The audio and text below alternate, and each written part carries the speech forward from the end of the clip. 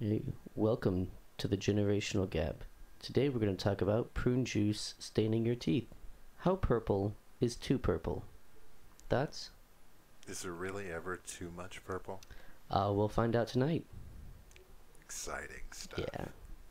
Hey, folks, welcome to the generational gap. Thank you, John, for that riveting opening. Yeah, I tried. We're not going to really talk about prune juice, right? Oh, I thought we were. Thought we had planned the whole show for that. Well, it's a thought. All right. Maybe we'll circle back around to it, maybe.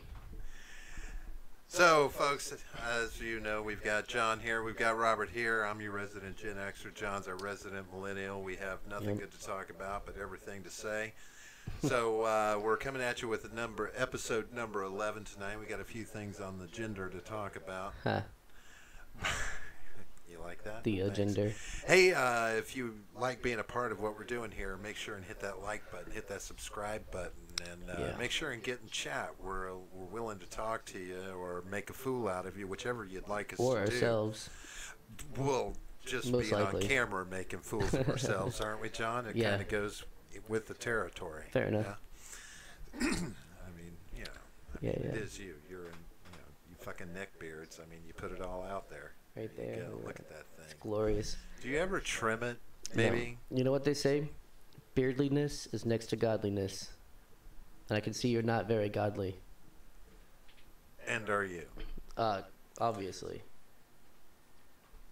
I'm obviously very godly. You know who you remind me of? Who's that? What's his, now I can't think of his name. Oh, well, good job. It was an old show on TV with a guy who lived up in the mountains with a bear. Oh, he and his yeah. bear. What was his damn name? Grizzly Grizzly Adams. Adams, yeah. Grizzly yeah, Adams. That's who you Didn't remind he me get of. eaten? No. He got canceled. Basically the same thing, I guess. But Yeah. Got eaten by the TV no, but they execs. It didn't instead. roll out like that. No, that's not how they. There was like a documentary or something that was made about someone who went and lived with like grizzly bears or something and then got eaten after a while. Oh no! This was actually just a regular primetime drama. Oh, okay. Like the Waltons or anything like that. Yeah, you're aging yourself right now. I have no I'm idea what just you're saying, talking about. That was a thing. You knew who he was, so I'm not really aging myself I know that the bad. name. I know the name. That's Yeah, about it. see? Well, I Yeah. watched the show, so fuck off. Yeah, whatever. But anyway, folks, we've got a few things coming at you tonight. We're gonna, of course, we just can't resist having a caravan update. We've got the it keeps moving Migrant forward. Caravan, or caravans, as it might be. No spoilers there, but seems like this thing is spreading like wildfire. Yeah. Then we're gonna touch on Kaitlin Bennett. Actually. Thought it was kind of funny. Read an article, and she popped up in the article, and they pointed out a video she did. I thought we might share that a little bit, where she goes to Kent State to find out what Kent State students think about Kaitlin Bennett. Right. Then we're going to follow up. Oh, hey, we've got now. This is kind of close to home for us. We've got our elections coming up in a couple of days. What's today's date? Is today the third? The third? I believe. Let me check. Real Second. quick. Today's the second. So Monday's the fourth. Yeah. That's the fourth is Get Out and Vote The Day, 6th, right? Is it the sixth? It's the Am I 6th, losing my mind? So it's Wednesday. It should be Tuesday. I'm not sure. I don't know. I've already voted, so it doesn't matter to me anymore. You did early voting, right? Yeah, I did. Yeah. But anyway, here in Florida, we've got Andrew Gillum, who's on the ballot, and thanks to the folks at Project Veritas, they did a little behind-the-scenes chit-chat with some of the folks at the campaign, and it's kind of interesting, some of the things they found out.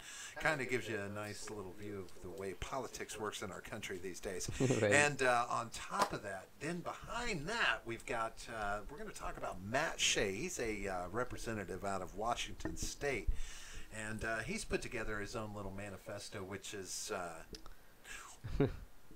Well, it's worthy of going to the FBI is what it's worthy of. Yeah, so we'll discuss what that's got into in it. But John, we had a little Halloween. I know on the Shooting the Shit episode we talked about it a little bit. You didn't do anything exciting for Halloween except go to bed. Yeah, I mean, I don't have any kids, and I have a full-time job, so not really much for me to do on Halloween. Not even a party. No. All those people you work with and nobody invited you to I their know, party. those pieces of shit, right? Right? Did any of them have a party? I don't know, probably. Wouldn't that suck?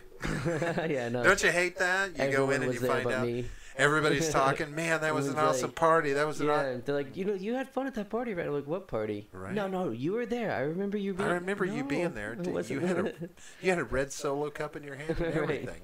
I This know is not a this red is- Solo cup. This is a big ass. I don't know. Cup. Yeah, John goes for the industrial size red Solo. That's right. But no, you didn't even ask me how mine went because I know you don't care. I don't care. But, No. wow, All right, fine. How did your Halloween go, Robert? hey, I scared at least 3 children, so I'm good. Don't you do that just on a daily basis, though? Well, yeah, but these I didn't have to smile at. Ah, gotcha. Hey, John, do we have anybody in the audience? Do we even have anybody? I don't know. I haven't seen anyone talk, and that's I unfortunate. like audience. It looks like we're the only participants. Aw, we can talk to ourselves, I guess. Well, that's usually what we do, isn't it? Yeah, I Just suppose. talk to ourselves. Yeah. Yeah, that's all that matters. As long as I can hear my own voice, it makes me happy. It makes me want to be a politician Right. because I love the sound of my own voice. Absolutely. So, I love my John, voice. you want to What? jump right into a little caravan update? Let's do it. Let's see what we've got here. Let's do see it. What's going on with our caravan situation, and so there's been a little bit of updating going on, a little bit of rhetoric apparently. So what we're starting to hear is that there might be a second caravan. This is potentially more than just the one from Honduras. We've added Yeah. some other countries in there, throwing some people into the caravan or a secondary caravan that tried to come through Guatemala as well. Right. And there was this one led to a little more in the way of altercation. Yeah, it's a little more, I guess, violent than the last one. I guess the one that's closest to us now.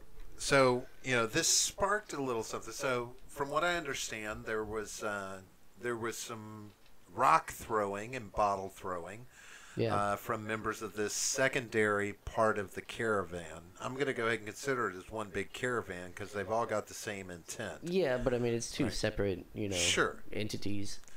Now, they're reported to have thrown rocks and bottles, but there's also been reports from sources that some of these people are carrying guns and Yeah. Molotov cocktails, but I don't think any of them are Russian. But so Well, they're rushing to the border. they're Russian to the border. They're Russian through Mexican border, and they're meeting hostility towards their hostility. Yeah. The Mexican government apparently fired off some rubber bullets. There's some talk that 1 or 2 people may have been injured severely or may have Or died. killed, yeah.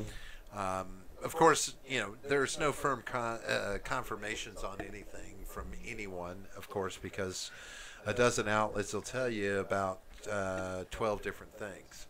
Yeah. So it's but what we do know is that it prompts a response from the Orange Man.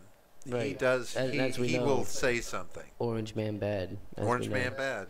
Orange Man racist. Orange man very racist and Right. homophobic. And he said rocks are as bad as guns. Well, basically, no, what he said is we're going to treat rocks as rocks rifles. as guns. So here's what he amended that to, because this one needed some clarification. Most of his statements need clarification. And be now fair. understand that this is what I'm going to give you. And I'm going to say the media twisted Donald Trump's words Yeah. out of context, or out of meaning, I should say, Right. from what he said. I'm gonna take his side on this because he said we're going to treat rocks just like guns. Yeah. And the media, various sources went ahead and said, so that means you're going to answer rock throwing with shooting and killing people, right? Even if you'll notice in this article, it was kind of important. There was there was response from veterans who, and now of course I can't find the spot where they were talking about it. Of course not. But anyway, the veterans were saying that this is, that's not legitimate military response, well, right? I think what the words were was escalation. that the words were it's against the rules of engagement. Rules of engagement. The rules there of it is. engagement, though, are different depending on where you are and who you're fighting. So I think the rules of engagement would be set differently at the U.S. border, U.S.-Mexico border, than it would be, say in Afghanistan or Iraq or wherever else we happen to be today. And so, the military's not going to just use excessive force because Donald Trump is a blowhard, right? So, and I don't think that's what he was trying to say. He was trying to say, if you throw a rock, you might as well be shooting a gun because it's an act of aggression and we're going to respond to that. Yeah. We don't have a choice. Right.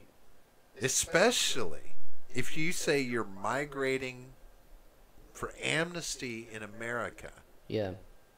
And then you want to show violence on the way, and which remains to be seen. More specifically, are you going to show violence at the border where you're supposed to be coming and begging for amnesty? Because I don't care how you put it, you're begging for somebody to take you in. Right, you're begging for asylum, but then you're going to commit violence to get there. And I mean, we have no we have no obligation to take people in, and so they're going to try and force their way in instead of trying to, I don't know, come up with some other way, or take up Mexico on their offer of work visas and such.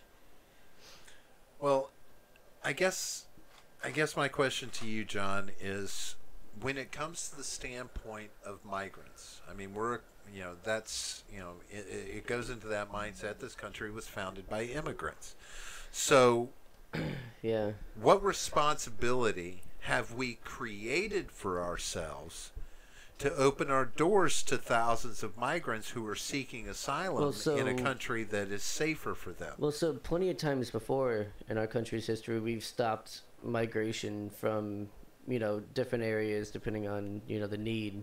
In fact, the whole mass Irish migration was a big thing, and they closed. I don't think they closed the border completely, but they definitely slowed down how many more people were coming in order to allow the people who did come in time to integrate into society and to become Americans as opposed to just Irish or Polish or whoever else was coming over.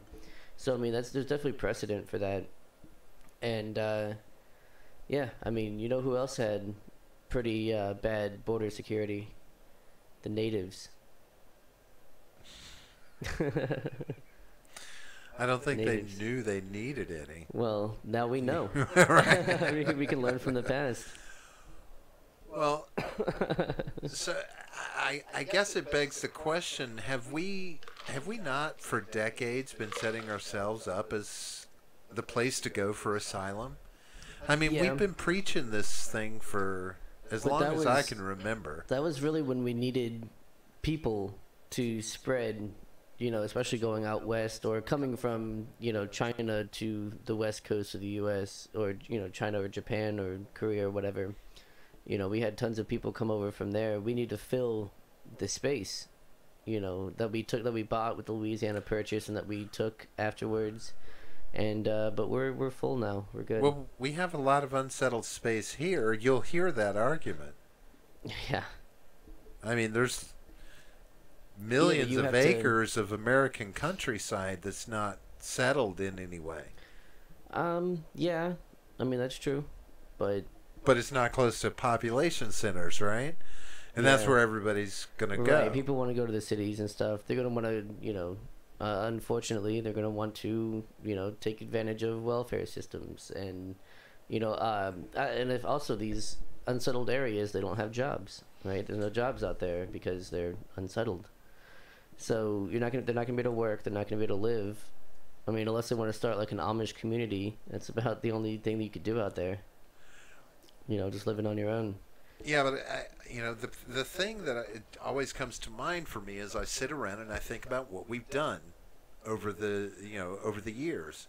I mean, we've sold ourselves to the world as a democratic haven Yeah. for the poor and beleaguered of the world. Come here, pursue the American dream. This is where you can go Yeah. and escape tyranny, autocracy, megalomania, all of these things. You can come here, Yeah.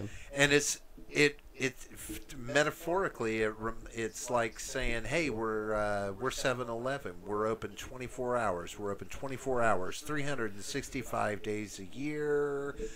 Okay, we're closed.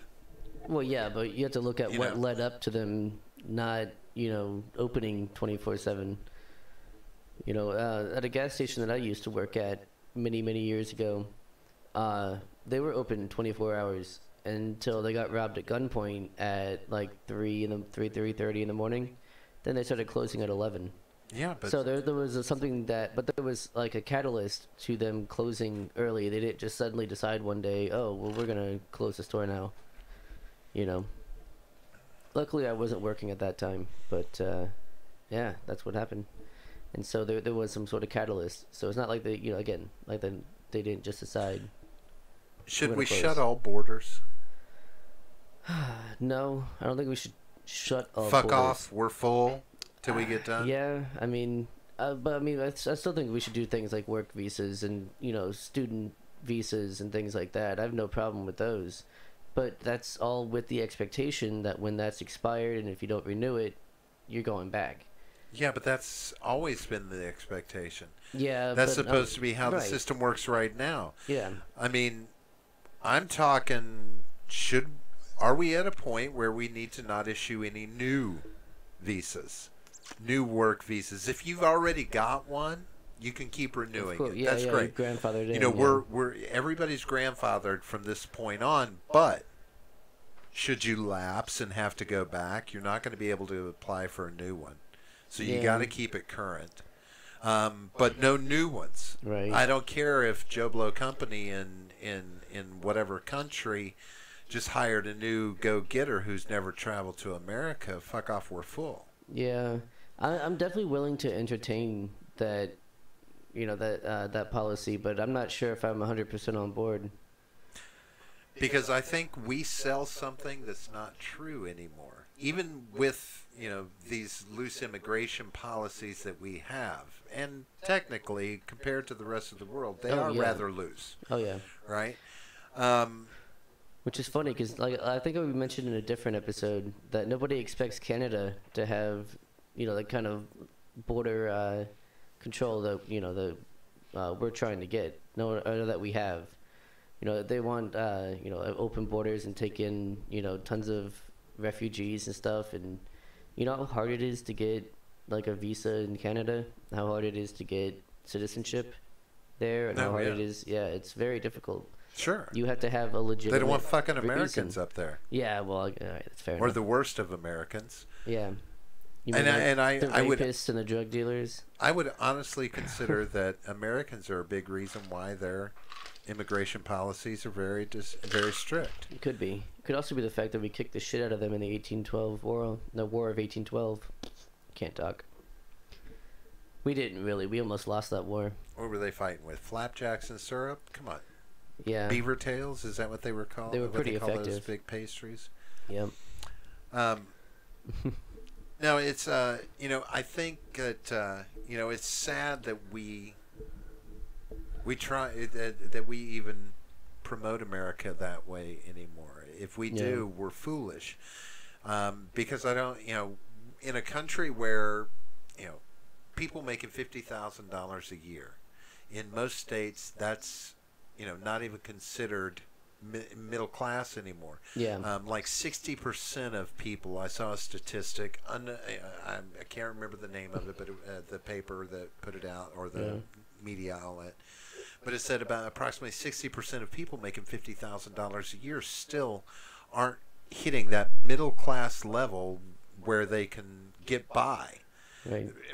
Sufficiently. Like most of their money is spent on rent and food and they have very little money to do anything else. Right. You know, like they can go out to eat once a month. Yeah. And things like this. Is that the American dream? No, That's not an American dream I think we should be selling.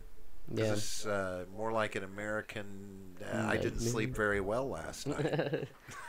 Like, You know? it's like the American Ambien tweet, you know. Right. So I don't know, that it kind of worries me. Yet you turn around and you know, people are, you know, migrating thousands of miles to come to this country. Yeah. And sadly enough, you know, it's like they want to live the lives of the entitled that they see, because that's what you see from America anymore is entitlement. Oh yeah, especially in any kind of media, whether it be news or if it's, you know, movies, you know, TV shows, whatever. You do see a lot of the American entitlement in there. It's because it's entitled people who are, you know, making that media. Well, I will say that I was listening to an author speak on a show that will go unnamed because I know you'll just mock me for having watched it. Probably. But the author had written a book about the coddling of America's society. And he was talking about the current college generation and the college generation before, and parents who have restricted themselves on setting boundaries on their kids and basically clearing all their obstacles out of the way. And that's why colleges presently are such volatile places, because our young people are actually trying to associate physical harm with words. Right. When words are said to them, it's physically harming them. Right. Well, that's why they say, like, you know, hate speech is violence, and, you know, things like that. Sexual harassment even is violence. And if, everything is violence, though. Right. Considered violence, and this is having a profound effect on our society, to where, you know, the social media is the big thing. And speaking of social media, that's going to let us go on into our next little segment. But social media, for instance, the way that men and women, boys and girls are on social media, whereas boys spend so much time on the internet doing, you know, talking about games and things like this, movies and such not, women are seeking self-affirmation online. Yeah, that's absolutely true. But the difference is that in men, the suicide rate, and I'm going to hope I get close to the correct stats that this author gave, that there's been a 12% increase in male suicides based off this, but in women, 70% increase in suicide rate. Really? Because women are seeking personal affirmation about themselves, about their looks through online media. Right. And when they're not getting the responses they want, yeah, you know, it's tragic for them. That's why they always put out a selfie. Or if they're shamed. They'll put out a selfie and they're like, you know, feeling cute today, might delete later, but they don't. But that's how they're going to make themselves feel good for the day. That's how they get their confidence and ego boost, is by posting on media. Little dopamine hit. Yeah, it is a huge increase. And they're attributing it, again, to social media and the way we're interacting on it and using it so much. And it's sad. I mean, I've been around teenage girls here, and I've seen that this is a thing that goes on. Am I pretty today? The only way I'm going to know for sure is how many likes and comments I get on my selfie. Right.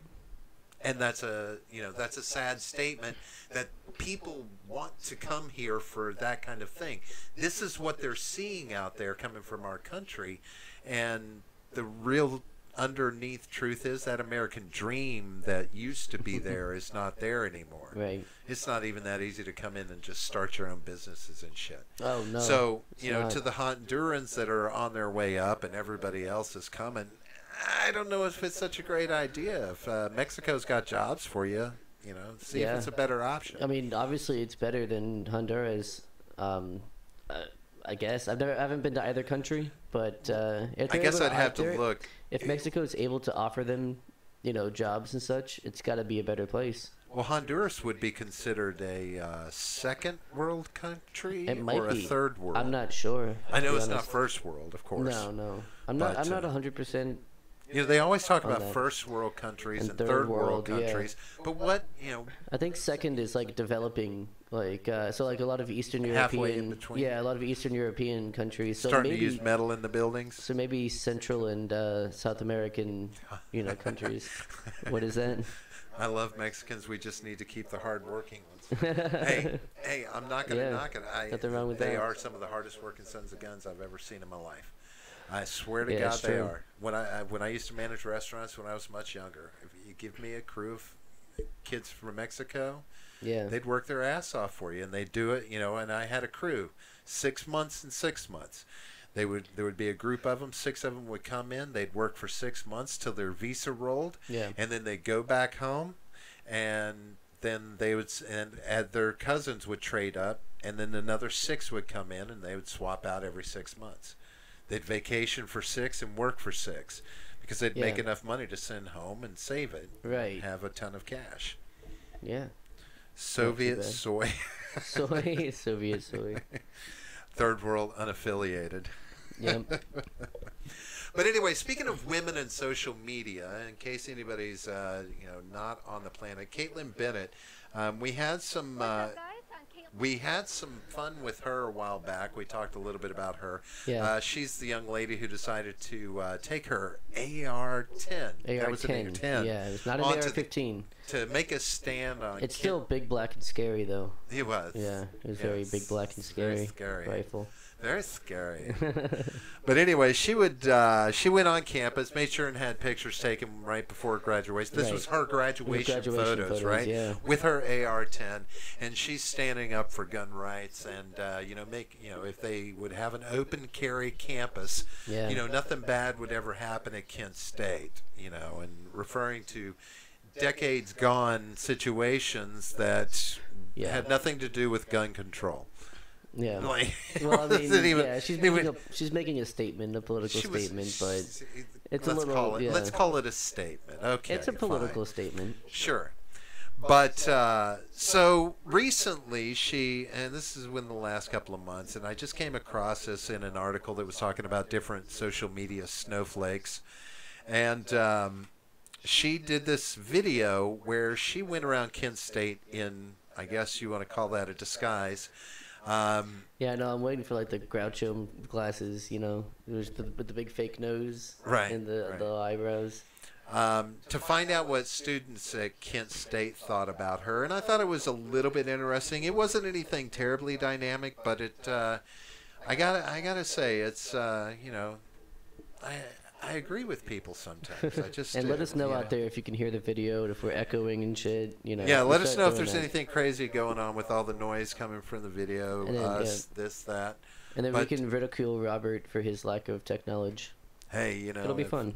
If I was a technological guy, I wouldn't be this pretty. Yeah. Hey, I can say that. Doesn't mean it's You true. can say anything you want. Doesn't make it true. That's what I just said. Why are you repeating? So now there's I going to be wasn't an listening. echo. I wasn't Now listening there's to an you. echo. I wasn't listening to you. Play the fucking video. You want me to put you a little closer to her? You like No. You like her? You think she's cute? She's all right. Yeah, she's pretty cute. She's really not. I would smash. It's the mouth. Oh, thank you, Danger Baby. I appreciate it. Aw, she's so She's sweet, talking to isn't me, she? obviously. No, she's talking to us. No. She's Bitch not. ass. Go. What's up, guys? I'm Kaitlin Bennett, the Kent State gun girl, and today I'm going undercover at Kent State to see what students think about. I love how she even self-identifies now. I'm the Kent State gun girl. Yeah. Well, that's how she was, That's, Yeah, that's how she was referred to in the media and stuff. that makes me want to say things that would offend her parents. Yeah.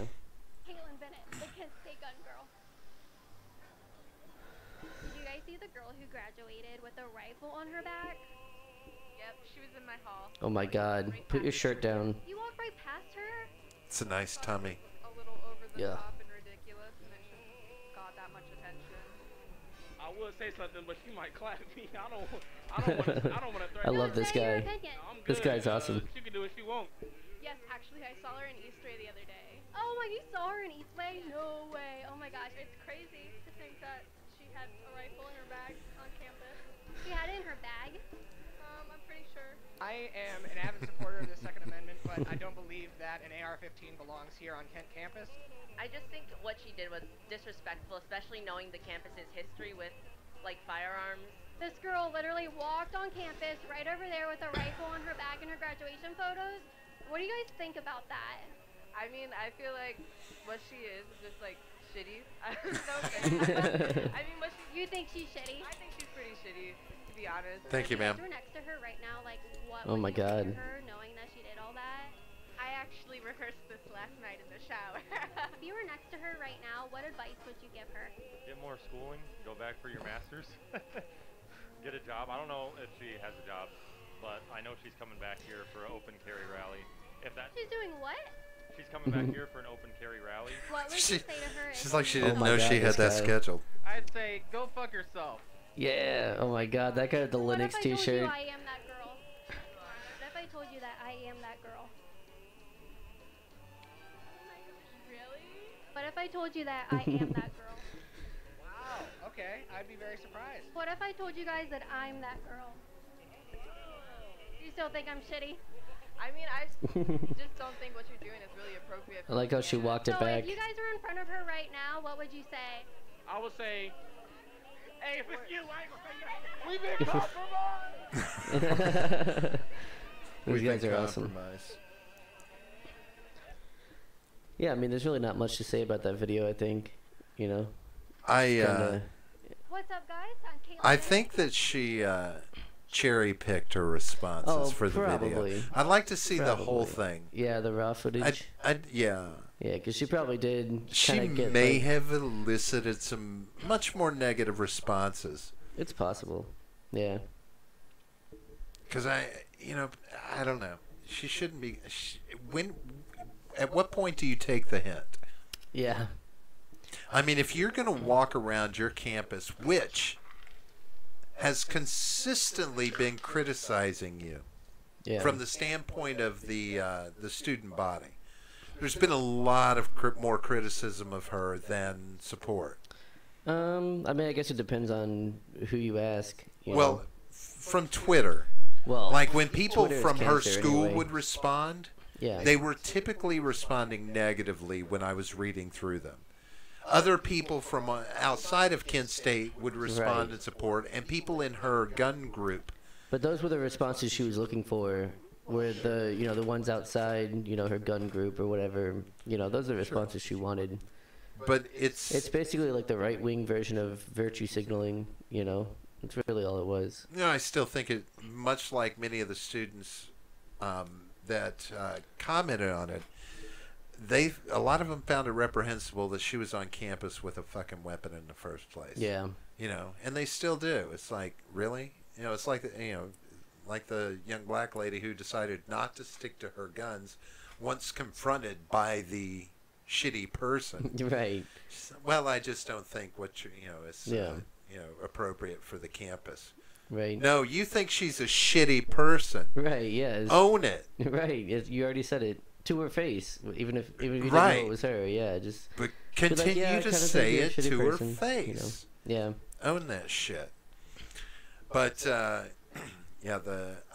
I think that she should have confronted more minorities. I would have liked to have seen more minorities respond to that, because comedy or not, there's a mindset that group that she talked to at the that she revealed to at the end, Mm-hmm.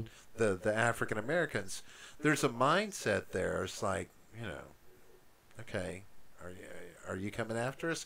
Because what's no, what's they the were common joking. thing now to associate with NRA and Yeah, guns? but they were and- joking around though. I mean, he was obviously I having understand, fun. but remember the darkness that spawns comedy.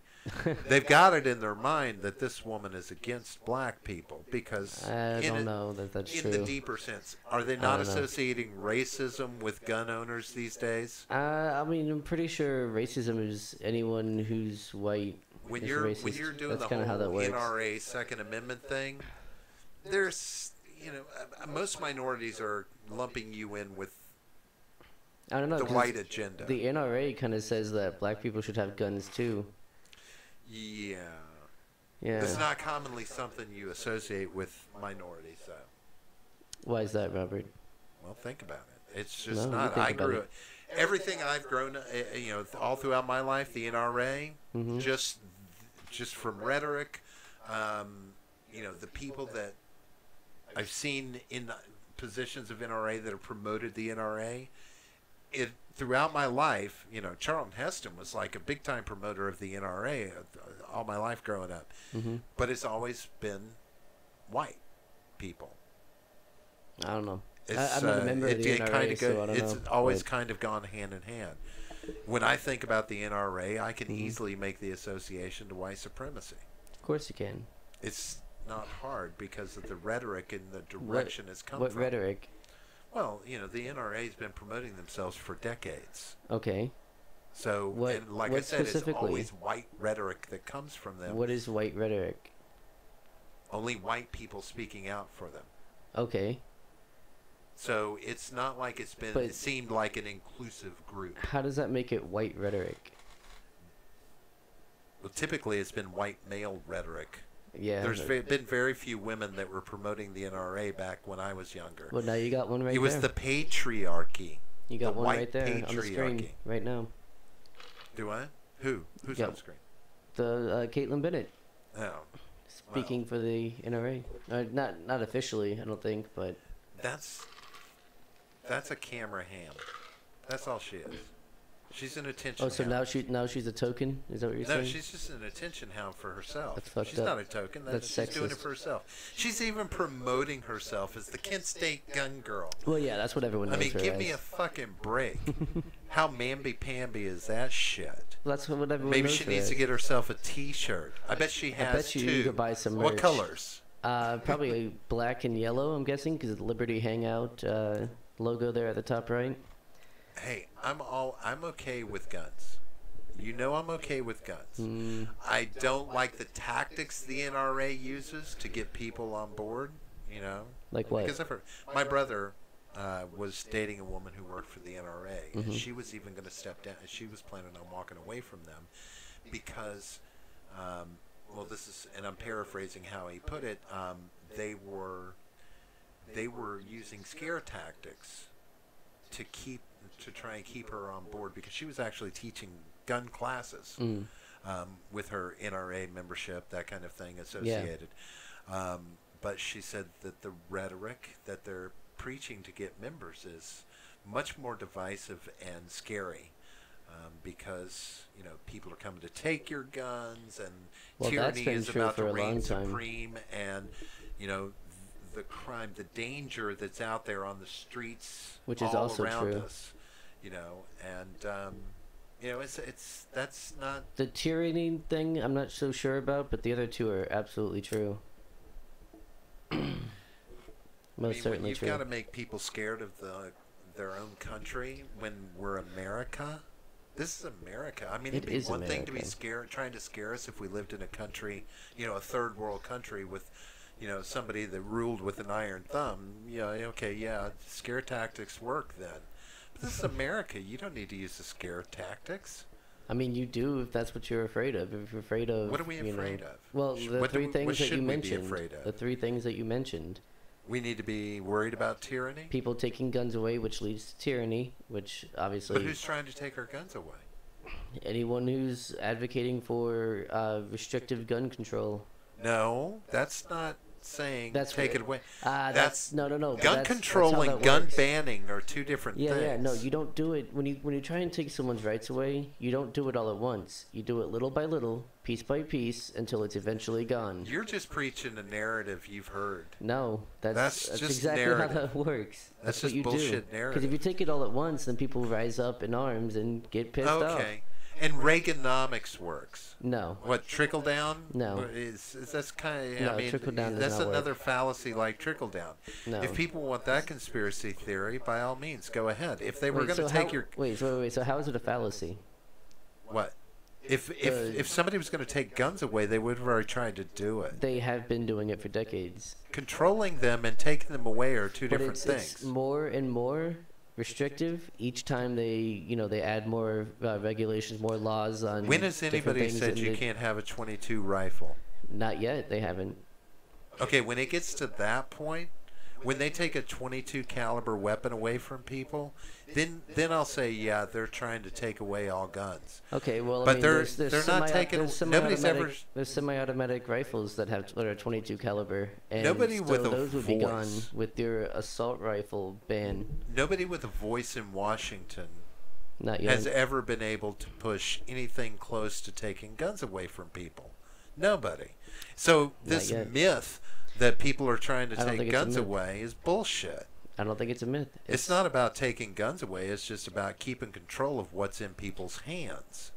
To Right, a like certain guns. extent, there are things people don't need as citizens. So I know that a lot of people who advocate for these gun control things, they honestly don't think that that's what's going to happen, but that will happen because as you institute these quote unquote common sense gun laws, then and the shootings keep happening. Sure. What do you do? Well, you have to add more laws, right? That's the only way to combat these things, apparently. You just improve the laws that you have, and more importantly, How do you improve a law? enforce the laws you have. They do when they're broken. They're Look, enforced. Look, I'm never going to argue for more than a mandatory 3 days on any gun sale for a background check or verified background checks from previous purchases. Yeah. Or current if it's not been within a certain time. For any weapon sold to anyone, if you're going to sell a gun to your buddy, Yeah. you need to pay to have a background check done to make that a legitimate sale. Tough Yeah. shit. And I'm pretty sure that's already the law. I'm not sure about I state can by sell state. you a gun and I don't have to do shit. Well, let's not talk about that on stream. I'm just Come saying, on. if I own a gun, I can sell it to you as a private collector to Right, another. but you have to have had it registered by law, and then I Sure, would have it's to go legal and, for and me get to it have registered. it. But then I would also have to get it registered once it comes into my possession. Well, sure, you're supposed to. Well, okay, yeah. So how do you So- enforce that though? When you find it unregistered or still registered to someone else, that See, person goes to jail. And, that and is I'm already not the going to case. say that there's not a certain amount of self-enforcement that has to happen, but things need to happen. I mean, things have to be controlled. I'm not saying take them away, and anybody who preaches that bullshit is only muddying the conversation, so the real solutions can't be found. Right. No one comes out and says, I want to take guns away. But that is the logical conclusion of these common sense gun laws. No, that's the logical conclusion that these extremists want to promote as a conspiracy. It's not When a it's not conspiracy if you can true. prove it true. I mean, it's not true. The government doesn't want to take every gun away from people Well, they can't. because it is that very thing. The fact that our people have guns in our hands, our citizenry, that is a larger deterrent to invasion, Yeah. I think, than our military ever will be. Well, that's why We you think have they an armed militarize the society police. ready to stop you. That's why they're militarizing police. Yeah, so that happens. We don't need the citizens to have guns. I don't know if that's a direct correlation, but it certainly helps. But when people are, when people like groups like the NRA or anything like that are promoting that rhetoric, Claire as opposed to McCaskill, that sounds really discussing. familiar. In the chat, Claire Midget B is talking about, McCaskill. yeah, search that real quick, 'cause that sounds really, really familiar. YouTube or Google? Google first. Just to see, I guess.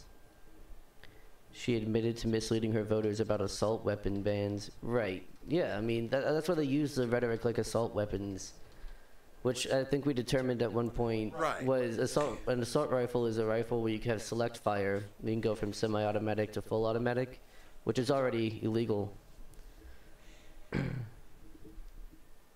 Well, I guess it's not illegal. It's just heavily restricted to get fully auto. Wow. She just has a lot of misleading bullshit. Yeah. Wow. She's just, I'm looking, I'm like, I don't even see anything about guns. There's too many. But no, she, on Project Veritas. Yeah, we've got a Project Veritas video coming up, or not a video. Oh yeah, it is What's a video. up, guys? I'm Oh Kaitlin my up. god. Bennett, the Kent State Gun Shut Girl, up. and today Fucking boomer. Shut up. It's not my fault it's on autoplay. Yep, see? See, it doesn't even tell you. She that admitted, looks off. She admitted that her seeming common sense stance on firearms was a front for gun bans and mag bans. In the chat there. Yeah, yep. That's what I'm saying. They don't ever come outright and say that they're trying to ban guns, but that is the logical conclusion of what they're trying to do. Well, I don't agree with it. If anybody's got it in their mind that they're actually going to take the guns out of people's hands, even the Australian ban on weapons didn't take guns fully out of the hands of the citizenry. Well, they're still allowed to own certain weapons. Right, but what from my understanding of it, I'm not 100%. I haven't read up on it 100%. I'm not. Right. Anyway, so what it was that it was a mandatory gun buyback. So Right. you had to turn your weapon in. They gave you money or whatever. And then after that point, you could purchase weapons, but only a certain kind with certain permits. Sure. So it's a And if way you of already getting had them, you didn't have to. You didn't have to sell them. Maybe. You were able to no, and this I read into it, and you were able to keep what you had as long as it met the criteria. Right. But they got rid of the heavy weaponry. Is basically what it wound up doing. Yeah. So it got rid of things like your AR-15s, your AK-47s, things like this, and crime went down. It decreased substantially. Crime. And That's a misleading statistic, though, because the crime was already declining, and it declined shooting deaths and crimes obviously involving shooting guns deaths went down. But murder still stayed the same. No, it did drop some. It declined. It declined with the rest of the Western world. Sure. It declined at the same kind of rate, including with America, who has shitloads of guns. But the murder rate with guns has to be factored into that, and that went down significantly. It did decrease crimes involving those weapons, and that was a good percentage of crimes that they were dealing with. So if you diminish crime by a certain percentage, that's a good thing. Wasn't it after some massive mass shooting, like their Columbine? Yeah, they had. This was prompted. And I forget how long it took for them to roll this out after that happened. But so what? I mean, sometimes some people like to call that a wake-up call. How many do we need to have? But of course, it's not like it's all being done with guns, right? Load up a Ryder truck, roll it up in front of a federal building. Then you get the truck of peace or the van of peace. But now, acid attacks of peace. So thank you, Midget, for bringing up Project Veritas and misleading voters, because that's a great segue. It's almost like he earned that wrench tonight. Yeah. So we talked about this. Andrew Gillum, he's running for office. He's running for the governor of the great state of Florida here. And we've got an interesting video, and it's about 15, 16 minutes. So we won't run through the whole thing, but... a lot of what they're talking about is going to be encompassed in the first few minutes of the video. They kind of tap into everything. But this is a little bit of behind the scenes that Project Veritas did to illuminate some of what's going on in Andrew Gillum's, I guess, what would you call it? What's going on in his head versus what's coming out of his mouth kind of situation. I think that's really where it goes, right? Yep. So for a moment, let's take a minute and let's listen to what they have to say. And there's going to be some interesting things that are pointed out here that I found a little bit disturbing myself, but let's see what you think. They begin with once I am elected. I honestly just can't say, but I do think he's not saying specifically like I'm going to ban bump stocks, or I'm against ARs, only because he's running a race right now. I do think he would support anybody doing that stuff. Bill Nelson. Right, that's all I'm worried about. Whatever, whoever the next person may be. I just wish. Insane, just because he's trying to get the moderates and the gun-toting people in Florida. All right, this is a ass state. Okay. It's a cracker state. Okay. Okay? Ask anybody outside of here. You go to Port St. Lucie, Orlando. Man, them crackers ain't gonna let us do that. No, you crazy? So, what is he doing? He's campaigning. He's politicking. So you're saying that different environments, wherever he speaks, he'll address a different audience. Yeah, that's what a politician do. We went to college together. You did? With him? Yeah. Oh, so that's how you know him? Yeah. All right. Right. So you were fighting all the good fights together? A couple of them. Do voters know that? That's not for them to know. Huh? That's not for them to know. This is important right here, folks. Modern day fairy tales start with once I am elected. Gillum is a progressive. He's part of the crazy.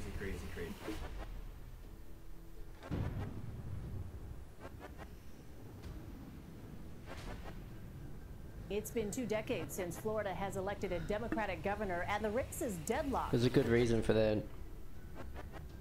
I'm going to spend my time over the next 2+ months getting around this state, talking about the issues that matter to everyday voters in this state. You whip them up, the poor, the middle income. You have to whip them up into a frenzy in order for them to vote. Damn. Yeah. Now this fella, Mr. Omar Smith. Yeah, I believe so. Boy, he he's spilling all the beans, you know. So they apparently she's learning how to work for the campaign, right? Right. So she's got lots of questions, and I think that's very telling what he said. The modern day fairy tale, starts with once I'm elected. Yeah. Once I've been elected. So basically, you know, this entire clip, and you can find a link to it. You can find the link down in the description in the description section. Yep. It's worth looking at, and it really gives some insight into what our politicians are saying versus what they're actually meaning. Yep. A lot of what Andrew Gillum, one of the things that Omar points out is that during the primaries, he was very much far left. Yeah. But he's a center-left politician. But during the primaries, he went very far left in his rhetoric, what he was saying, especially in talking about taxes and the corporate tax. He wants to go from, I believe it's at 7%. 7% to 11%. To 11%, yeah. But then after the primaries, he completely shifted back to a more center-left position. With the understanding, and this is what Omar mainly goes into that really hits home, is he's saying things that he is wanting / going to do that he knows full well is next to impossible. The chances of him actually getting it done are nigh on impossible. Yeah. That this corporate tax increase is never going to fly. However, in defense, he does go into the process involved. The key for Andrew Gillum is to be elected, right? Which will then put him in position to help sway the right people getting into the legislature in August. That will then help him push his agenda forward. Right. Without the legislature, he can't do the things that he says he's going to do. And something that I pointed out to John off mic is this is something that goes on in politics every single day. Mm-hmm. They're going to tell you what you want to hear. Yep. And they will tell you, I want to do this, but then they will also say, I'm going to do this, I'm going to do that. Yeah. And for most presidents, even the current sitting president, Obama did this. I mean, we've seen it throughout. They actually do these things. Now, understanding that doing them means they put it forward. Yeah. No matter whether it gets traction and moves forward, Oh yeah. or it gets killed. Well, that way Most they can of the say, time it gets killed. That way they can right? say, "Look, I tried." Right. You know, and they know whether things are going to and they fail live or not, up to their you know? campaign promise. I Right. did this. I just couldn't make it happen. It's not my fault. I can blame it Right. on the House or the Yep. Senate or the legislature. Yep. I did what I said I was going to do. So this misleading voters, I Yeah. mean, it's really not that far-fetched. No, of course not. It's just it's standard, political corruption, standard, like he put it, politicking. It's just standard way that they operate. But it's very, very telling. When you see it in front of you. Yeah, I don't really have anywhere to go with that. Well, but, for those of you that are in the viewing / listening it's very audience, telling. how many of you know that on a regular basis you're being misled by pretty much every politician you listen to or see in the public eye? I mean, I think I've always most people known. realize that. I think most people do. I mean, I'm trying to remember how long ago it was I realized our president wasn't anything but a figurehead. Yeah. An idea man. Right. He's just, another one of the brainstormers, the spitballers sitting up at the top, throwing ideas out there and hoping somebody picks it up and runs with it Yeah. and makes it into something that they can make into law. I mean, he can also veto laws, which is, a sure. good power to have. That's been, there was a little concern about how heavy-handed Mr. Trump was going to get with that Right. pocket veto of his. Right. I think enough media coverage made him tone down that bullshit for a while. Maybe. Somewhat. He's busy with other things right now. He's campaigning. He's going out with rallies. Which, speaking of that, if we find out he comes to Florida or anywhere near us, we should go. We should go to the Trump rally. Well, he's going to be in. Didn't we say he was going to be somewhere? I thought he was just in Tampa though. He was at just the beginning in Tampa, of last but he was month. going to be somewhere else this coming week. I Oh, yeah. thought they had said he was going to. Fort Walton, somewhere up Fort there. Myers, I think it Fort was. Myers. Yeah. But I couldn't remember exactly what day. It may have been earlier in this week to drum up, because Florida is a key state that they're concerned about Yeah. winning. So, this is one of the issues with this is that what Omar was saying off camera, they didn't show his face when he was saying it, but Yeah. when he was talking about crackers in Florida. Now look, I said this to you, John, off mic, and I'm going to say it again. You're gonna white knight? there's, huh? You're gonna white knight for him? No, I'm not going to white knight for him. I'm just going to say cracker has been a common term in Florida for decades. Self-proclaimed Florida crackers, So was he talking about white folks? He wasn't saying honkies. But cracker, I understand the term is derogatory towards white folks, but Yeah. was that what he was meaning? Well, he because this is kind of definitely a minority push going on for Andrew Gillum. Well, as I mentioned, off mic in that same conversation, when you brought that up, I countered with he mentioned having to appeal to white guilt. Yes. In order, so I don't And think he does it's, do that. I don't think it's unfair to infer then when he's saying cracker, he's talking about white people. Now, does this need to reflect poorly on Gillum? Do we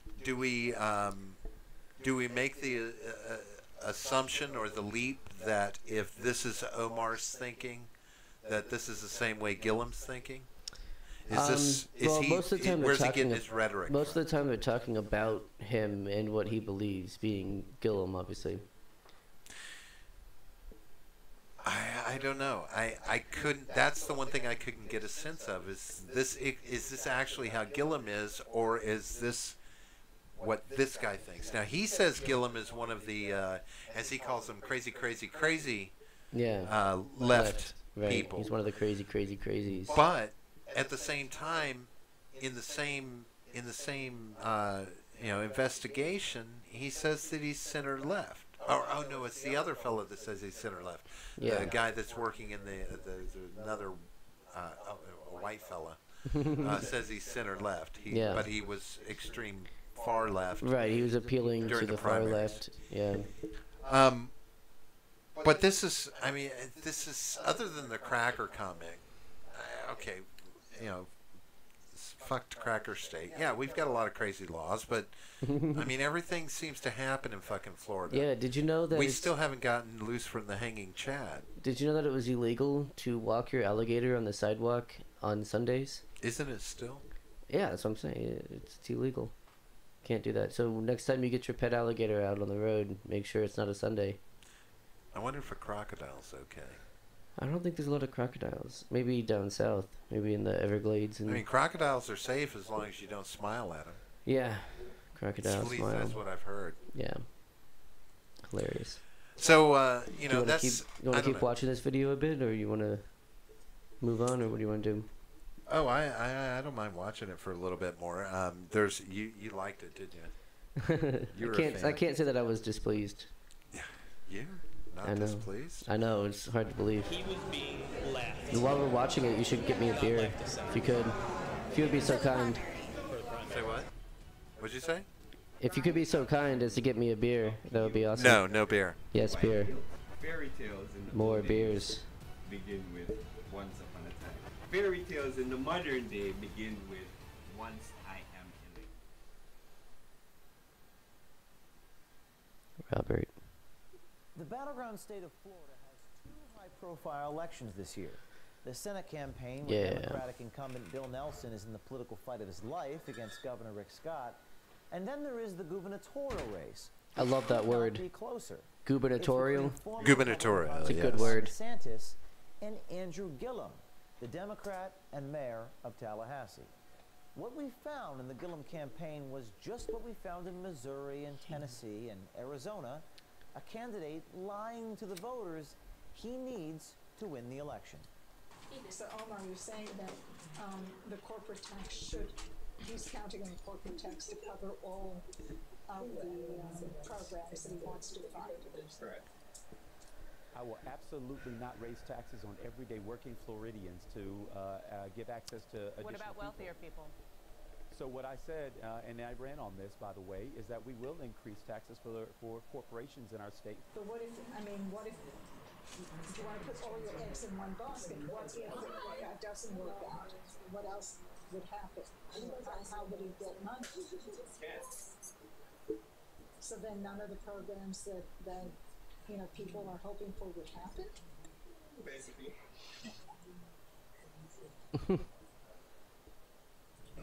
Well, do voters know that? I know. Voters know that? That's not for them to know. That's not for them to know. For them to know. Remember our saying? Modern day fairy tales start with once I am elected. Yeah. So, are you suggesting that that we should keep this a well-kept secret? Yes. Why wouldn't we? Omar Smith, paid by Florida's Democratic Party, works full-time in the Gillum campaign effort.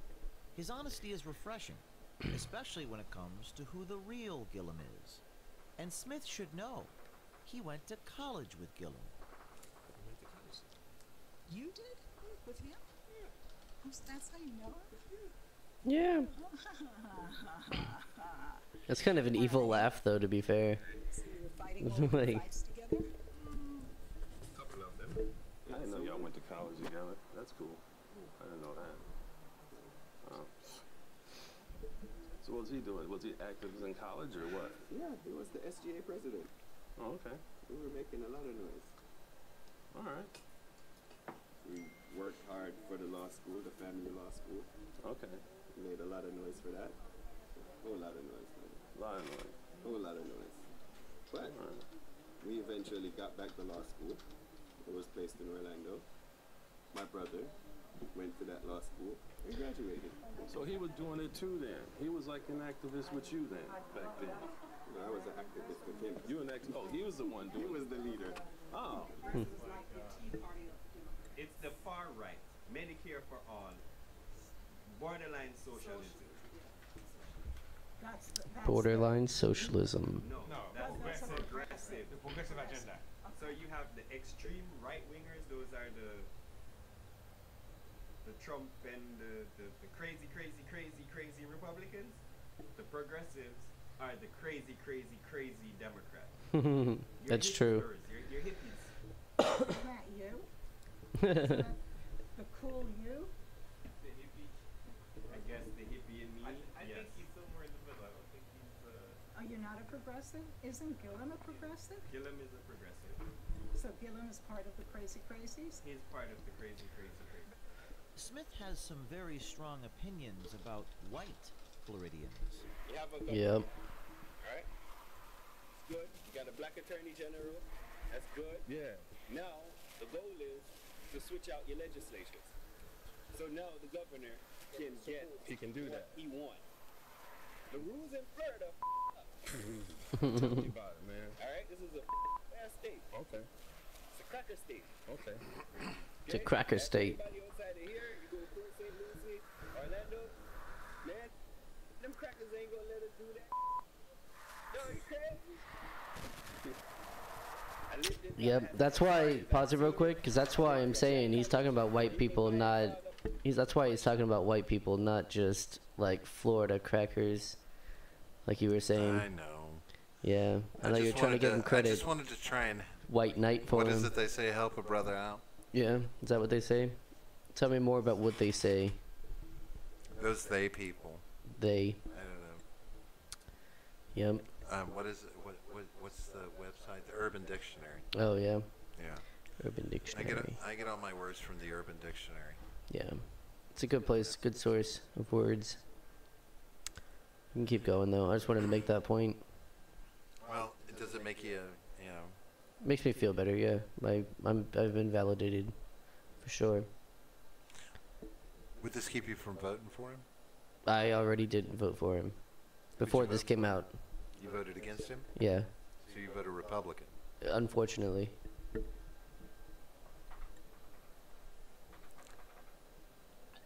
Why didn't you just go with a write-in?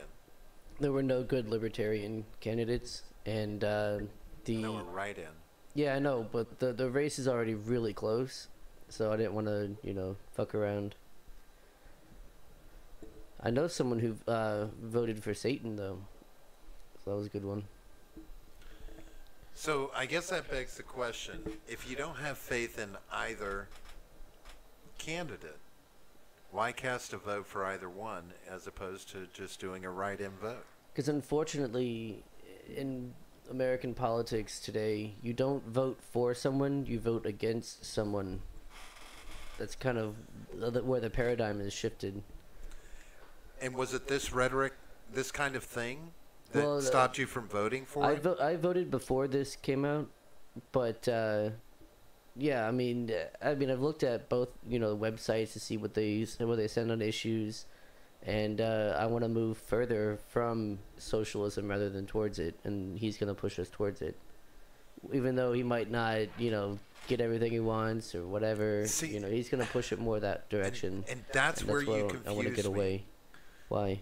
Because you say you want to move further away from socialism, yet you support one of the biggest socialist programs, which is the UBI. I support the UPI. The UBI is like the ultimate socialist program. Conditionally, I do. Conditionally, whatever. It's still socialist. It's a socialist program. The military is a socialist program. I Police understand are that, a socialist but program. giving the citizens of the country a basic income free of charge, that's a socialist program. Just like... It's not free of charge if you... or it is if you just implement like a standard just UBI, which, by the way, that's failing in a lot of countries that have implemented it. Sure. But, no, with the fair tax policy, whatever, I think it's called fair tax policy, you only get your check if you pay taxes. So like if you don't pay into it, you don't receive it. Yeah, Whereas but a fair UBI, tax doesn't everyone, take any taxes out of no, your not out of paycheck. your not out of your paycheck. No. Right. Right, but you still pay taxes. I mean, I would think that the base requirement to receive UBI would be you must at least hold down a part-time job. Right, as long as you're paying into it, not being a leech, then that's fine. Right, you hold down a part-time job and draw your own income as well. You know, set a standard amount somebody has to work for that UBI. Maybe even do it on a staggered rate. So from 20 to 35, you have to work 40 hours a week. And then from 35 to, we'll go 45, you have to work 30 to 35 hours a week. And then after 50, 55, I don't know. somewhere in that range, you start getting into the 20 hours a week. I see some problems with that, but sure. I mean, but yeah, that's to work out in a socialist program, right? Just like single-payer health care, you know, or free health care. That's a socialist program. Do you believe in free first 2 years of college education, like Bernie Sanders talks about? No. You don't think we should give open education to people? No. Why? Because someone's got to foot the bill. It all goes back to who has to foot the bill. Educating our citizenry does pay the bill because that puts higher level workers into the workforce. As long as you have courses, as long as you get degrees in things like gender studies, in race theory and things like that. The first 2 years of college, which are the basic college level fundamentals but for you also an AA degree. You also take things for your major, don't you? No, you don't have to. Everything You don't you're have going to to. take it. You have electives that you can gear towards a major if you decided. You don't really have to decide a major till you're going into your third year. Gotcha. So those first 2 years, those are standard base education that you need to be at a college level. To get an AA requires no major, even if you decide to have some focus with your electives. What I would like to see, think that should be available to all of us. What I would like to see then is the Department of Education being dismantled and having the states do their own education. So if they want to offer 2 years of free college, they can do that. But to have it mandated at the federal level is not a good idea. It's the same thing with what is it? The $15 an hour minimum wage. Some states can afford to to take that, and it might work for a little while, even though Seattle is having a hard time with it. But a lot of states are too poor to be able to do that, and it would ruin their economy. And so I think that there's no one-size-fits-all solution for that, and that's why the federal government doesn't need to be making decisions like that. It needs to be left up to the states. If they want to offer at a public university, want to offer their first 2 years, tuition-free, then they should be able to do that. Well, and that's the thing. I mean, money still goes into college education because, from like the way the policy, the plan that Bernie Sanders had and talked about was if you want to pursue a bachelor's, a master's, or a doctorate, you can do that after your first 2 years that were given to you. You can pursue a higher level. So you're not going to get doctors from free college. Right. I know. You're not going to get lawyers. You're not going to get those things, right? I get what you're saying, yeah. But even public school, again, socialist program, welfare, socialist program, dozens of things that we see and do on a daily basis in this country are rooted in socialism. It's not rooted in socialism. Just because the basic concept of them is socialism. Social Security is a socialist program. Yes, that is, yeah. Right? And it's failing. I mean, sure.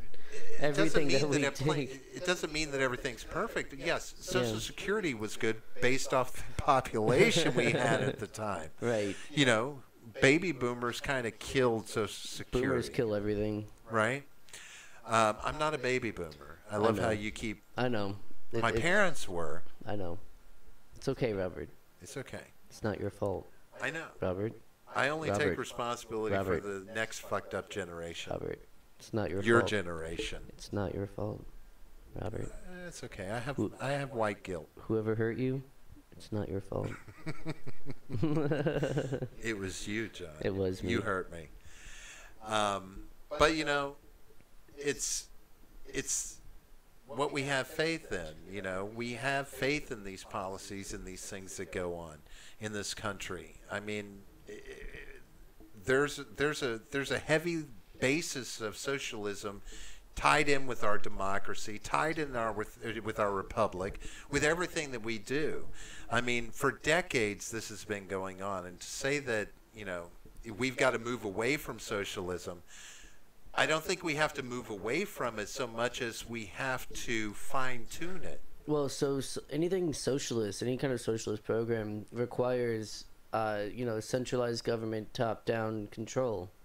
What I want is decentralized government, bottom-up control.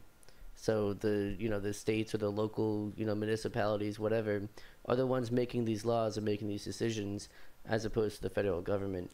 So that's when I say, when I'm talking about socialism, that's what I'm talking about, is top-down, centralized control over the laws and, you know, whatever regulations. I think that just creates too much disparity between states. So you know, it's okay. You know, we're that just going to now. have empty states where people don't want to fucking live. Well, then those states would be incentivized to make it so that people want to move there. I love how do you things, think know? some sort of competition works in these things. You know, Competition I mean, absolutely works. That's competition was what was supposed to make Obamacare work. No. It was not. the competition. It didn't work because it was bureaucratic and it was Because it wasn't socialist enough. It wasn't socialist enough. It was far too capitalized. So what you're saying is that socialism hasn't really been tried? No, in Obamacare, there wasn't socialism built into that. I'm talking about free health care. That's socialist. That's a misnomer. I mean, free healthcare is. I mean, totally Obamacare, misleading. the Affordable Health Care Act wasn't anything. It wasn't either of those things. It wasn't affordable or healthcare. Well, I mean, there's health care there. Sometimes you can go to the doctor. Maybe. Yeah. But I do know that it's just as much for me to go on my wife's insurance as it is for me to pick up my own Affordable Health Care Act. Yeah. You know, it's the same cost. I'm not saving shit. Right. You know, it's equally unaffordable. Right. You know. But you know, the only thing left to most people is just to have faith in God. Well, yeah, that's a nice segue. I like it. Yeah. It wasn't that great, actually. No, it really wasn't. Yeah, hey, I changed my mind. So, you know, tell us what you think about our politicians. Do you agree with us? I mean, you out there that are listening and watching us, I mean, you know this goes on all the time. We see it constantly, but, yeah, you know, it's just the status quo for our political system. It's nice to have confirmation, though, you know. Oh, yeah, definitely. I mean, it's we see it, but, you know, what is exposing it, what is that going to do for our country? You know, we get caught up in the little parts. You know, most people aren't pissed off about this because we're seeing the truth unveiled. Right. They called us crackers. Right. That's well, I mean, issue. to be fair, it's a bit hypocritical because, you know, the whole Ron DeSantis was saying, you know, he got in some trouble for saying, let's not monkey this up, you know, and by electing a Democrat. Which, by the way, the papers here, the newspaper. Move to Texas. Oh, hell no. Yeah, right? Let's not do that. But anyway, so yeah, the local paper here, the Orlando Sentinel, posted like their headline was it was like the quote, you know, Ron DeSantis said, "Let's not monkey this up," right? And then ended the quote, and then the rest of it was by electing black governor. Like, it was completely misleading. It was as if he was saying, you know, like it was conflating the two, you know, saying, "Oh, look, he's black," and he said the word monkey, when that's an actual legitimate phrase. You know, that's a turn of phrase. I don't know. But, yeah. Well, it's pretty fucked up. And that's a local newspaper. That's not like some major, you know, news outlet. Well, here's what I have to, you know, here's what I know is obviously a truth because I saw it on the internet. Yes, everything on the internet. Everything is true. Omar Smith said is not racist. No, I wouldn't say because it's racist. Black people can't be racist. It's true. The internet told me this. That's what I heard too. And you know who else is not racist? Hispanic people. God. God's kind of God's racist. not racist. God's kind of racist. However, I think God is ready for a holy war. That's what we're hearing. Out of Washington State, we mentioned we're going to talk about Matt Shea. He is a 5-time elected representative for the state of Washington. And he has an outline or a manifesto, as it were. And this manifesto is called the Biblical Basis for War. Yeah. Now, this manifesto fell into the wrong hands. And by the wrong hands, I mean the sheriff of Spokane, Washington. It sounds like the right hands to me. And his immediate response was, let me forward this to the FBI. Yeah. Now, understand, whenever we're talking about a politician here who is a representative of one of our great states. Yeah. And as we talk about this, understand that I don't buy that this manifesto is representative of the United States, much less a singular state. Yeah. I've lived in Washington State, right near Spokane in Seattle, and this is not a common consensus from what I could tell. But anyway, Matt Shea has circulated what people are calling a manual for holy war in the United States. The 4-page document titled Biblical Basis for War goes point by point over how our Christian theocratic movement could and should exterminate its opposition in a battle to win a hypothetical holy war. Hypothetical holy war. Well, it sounds like what this thing was, and after we read it off mic, but I think we'll look at the PDF again. We are definitely going to look at this. So it seems like it is hypothetical. Obviously, it seems like it was just like a mental exercise for him. It was like if this was to happen, how should it be implemented? And then he kind of went into it. I think you can agree that if this was a mental exercise, I'm kind of scared of whatever's going on in that gymnasium of a head he has. I mean, it's not representative of the majority. To be fair, again, he hasn't proposed any of these things like in a legal sense. Well, it was scary enough for law enforcement to send it to the FBI, and the FBI's taking it serious. Yeah, and they're looking at this, and they're investigating it. Yeah, I don't think anything will come of it, but it is pretty funny. So let's have an understanding. This is some pretty far Christian right shit that this guy's written. So let's go ahead and we'll go over it a little. I mean, there's been some outrage and response to this from companies. I mean, even I pulled up this article and I put a link to it so you can read it. AT&T and various Washington realtors, people that donated to Shea, have said, we want our money back. Can we get a refund on the campaign money? I'm not sure that's how that works. I don't know. Do they have the receipt? How long do they have to keep that? It's either a week or 90 days. Is it in the fine print? Probably. Yeah. Yeah. They might be able to get store credit though. Does anybody out there know what the return window is on campaign donations? Yeah. Once the candidate's been elected, I guess is the key. Oh, maybe he's actually running right now, and that's what. I didn't read the article yet, You think but that's his October I saw the headline, surprise? and I just wanted to throw it out there for folks. But yeah, probably. His re-election campaign. They're wanting their money back now, so they're still in their window, I think. Yeah. So this was his October surprise, and this is the thing that's supposed to, we get already him out of there. spent it on ads and printing. We Yeah. had to print the manifesto. and I'm Buy just your going to copy point today out. on Amazon. I'm just going to point out. Maybe this is just me. This is a dumbass time to be putting out a fucking stupid ass manifesto.